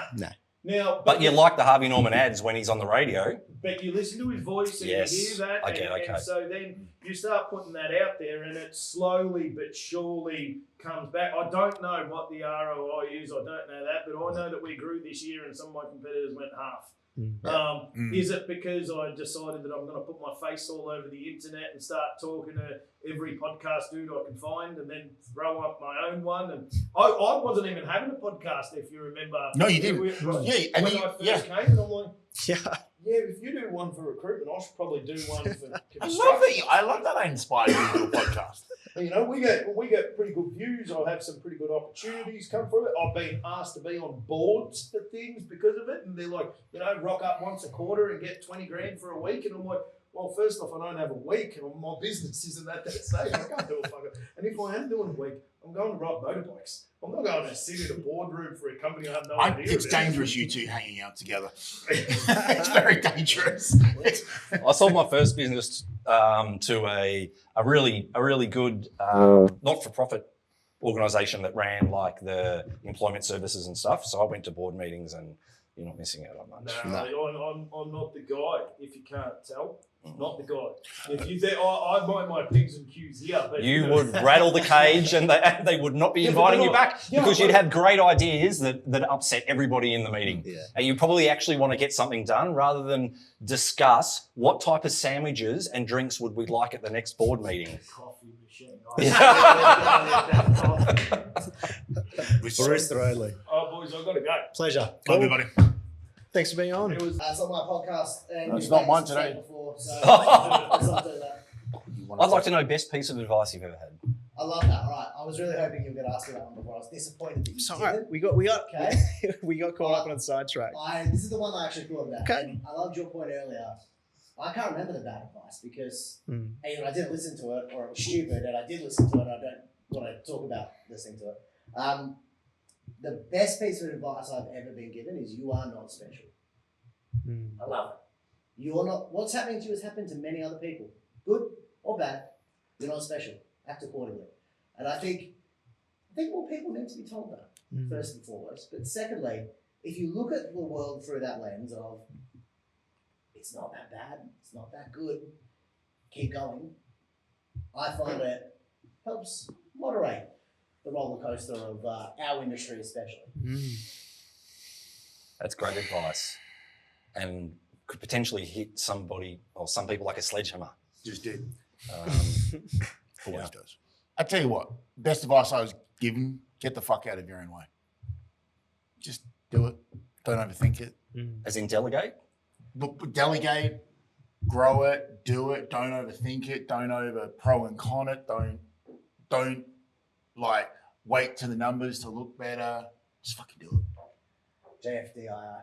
I had that on when I started recruitment, I literally had that on the bottom of my screen. JFDI. Just fucking do it. I used to do that early on, like 20s. I was definitely like that. And then I came up with something about 5 years ago because I found that I was doing everything and I needed to delegate and this sort of stuff. So And that's what we're talking about, hustle culture. It's like we're hustling all hustling too much. But at a certain point, you've got to be able to step back and go, okay, I can hire someone, teach them to do this and teach them to do this and teach them to do this. And then I can spend more time on the top line stuff. So my grandfather always had a saying, DIN, do it now, which was great. But later on in business, DIN didn't work for me anymore. So I came up with DPC, which is delegate, postpone, or cancel. Tell me more about that. So if I've got too many things happening. I'm too busy in the business, and I'm stressed, and I'm working too long, and I'm being inefficient because of that. Then I stop at a certain point when I realise I'm doing it, and I look at all my lists that I've got to do, and I don't triage them. I just get the list and I just start at the top. Okay, that task there. Is it urgent? Do I need to do it now? Can I delegate this to somebody? Yep. Yes, I can. I delegate it. If I can't delegate it, can I put it off? Can I then just make a calendar note for 3 months from now so I can forget thinking about it and it frees my mind up? I can't really postpone it. Well, can I just cancel it? Or can I just forget about this idea? Is it not really that important? And if it's not, I just chop it. And then the list gets a lot smaller towards the end. If I can't DPC it, then it's something that I need to do. And then whatever's left on the list, then I do that after I've delegated, postponed, or cancelled. That is why your business is so successful. Could be one of the reasons. And a little bit of salt shaker of like, What was the steak guy? He's just like Salt Bay. whatever his day. Yeah, the Turkish guy. Yeah. These ones. Yeah. salt over the left shoulder for good luck. Maybe a really bad example. I think they went bust. So I think they went bust in certain places. Oh no. I don't know what. All I know was for that. Yeah. And the gold steak. I think so. Steak. Yeah. I like those two things separately. Please don't put them together. For the love of God, please don't put them together. Okay. Best piece of advice I was ever given, I didn't listen to. Well, one was always get it in writing if it's a business agreement. So 100%, I give that advice to people. Another one was in my early 20s, I started for the first time saving money and I wanted to invest it. And I asked one of Mum's friends, David, who's very successful in his own right, very nice guy, self-made person. So I thought that's the person to ask. And he said to me, just keep it simple. Just buy some shares in Commonwealth Bank and buy some shares in BHP and buy some shares. Look at each market sector and just pick the 2 best companies and buy shares in both of them. Jesus. So I spent the next 10 years trading the stock market. I had some 5-baggers. I had some companies that went from 100% of value to 5%. Oh shit. And at the end, it took me 10 years to go, I'm going to run a report on this. I ran a report and realised I hadn't even beaten the market. Yeah. Like ASX 200 all accumulation. So if you just put it in a fund that tracked to it, you would have. Pretty much. Yeah. I would have been equally or maybe slightly better, and I wouldn't have had to do anything. ETFs are one of the things. So that's that was I learned that lesson really the hard way. Because he's like, you're only early 20s. He goes, don't even worry about it. Just do this, and in 25 years from now, you'll be happy days. So he basically treated you like a super fund. He was right, and I thought I knew better, and I didn't. Oh, well, that's the bit you left out. You didn't follow his advice. I didn't follow it. Yeah. I didn't follow the advice. Sometimes my brain works in mysterious ways, okay? These weird blue chip yielding dividend businesses are great. They really are. Aren't they? I mean, none of us own one, but yeah. Yeah, we should. Isn't that the dream? Yeah. Except for the board meetings, they can keep that. Definitely Makona in those. You need to buy a coffee machine on the way back. Just say, guys, I've seen the light. Here's a new coffee machine. We need to get someone to phone in now and sponsor a new coffee machine. Well, it's a Jura machine, and I must say it has been brilliant. It's just because I think actually going back to this now, first time we took it in for repairs 3 months ago, they plug it in and they can read the machine. They said it's made 5,000 coffees and you've cleaned it twice. Oh man. Good cross though. Yes. And probably 4,000 of those copies are yours. Okay, well, we've all survived another Christmas special. We started with 5. We're now down to 3, and our moderator umpire today, James. Guys, thanks for watching. I will put everyone's socials as per usual. And this is your 4th time with us? Do I have the crown now? I think so. I think so, yeah. This is your 4th. And it's your 2nd Christmas special. It is the only survivor. The only survivor from the first Christmas special. But the first Christmas special got a bit loose. Yeah, needs more cigars just for future. Yeah, we did think that, but we knew we were going to film here, and obviously we can't smoke on this. Last Christmas special, everyone got tanked and smoked.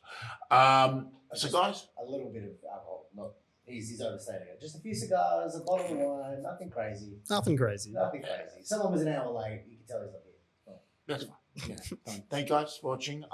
What did you learn today, sir? What was your big thing? You like podcasting? I have actually enjoyed it, and I'd love to do more because I just learnt a lot listening to the other guys in this room. It's phenomenal. Why don't you come on the podcast with you and me in February? Done. We'll do the Tommy and Tav hour. There we go. Done. Probably clear the day because we probably talk about all Absolutely. kinds of stuff. Josh, what did you learn today, sir? What did I learn today? Everyone has similar problems and different approaches. Cool. I tell you what also you learned today. Do you have very good opinions on life and world? I learned that about myself. I know I learned that about you. Oh, thank you. I don't know why I just said that, but I kind of lost my train of thought. I'll take it. What Yeah. did you learn? I learned that it's really good to have James on as a moderator for the podcast. He's real. Thank Everyone exists. James does exist. So Real person. I think if we did this every time, it'd be a clusterfuck. But Once a year. You got away with words, Seb. I do have a way with words. Interesting. Everyone. I have not sworn anywhere near as much on this podcast. Yeah, as wow. well. We were all pretty good until Jimmy really Yeah. started to break the wall, and then we all went, I reckon he was in second gear too, Jimmy. oh, definitely. Yeah. I mean, I've never met him, but just had the feeling that he has. Jimmy and Very I, when smart we guy, first so. met and did the podcast, because I emailed, I sent him a LinkedIn message and he agreed and came on. I think we ended up speaking for 3 hours and it was just this, like, Yeah. we were in a really small room as well. Yep. So, like, the energy between the two. And he also bought his media team. Yep. And then we had Yeah, it was you. packed. Yeah, like, I was surprised he actually didn't bring his media team today. Because normally he brings media team to do behind the scenes stuff. But yeah, I learned that, it's great to take a back seat on your own podcast and let James run the show, which I'm keen to, visit again. And I learned that everyone has a unique story and we're all not, we all make mistakes and fuck up and we all have spectacular successes and, we just get on with life. We all have six packs.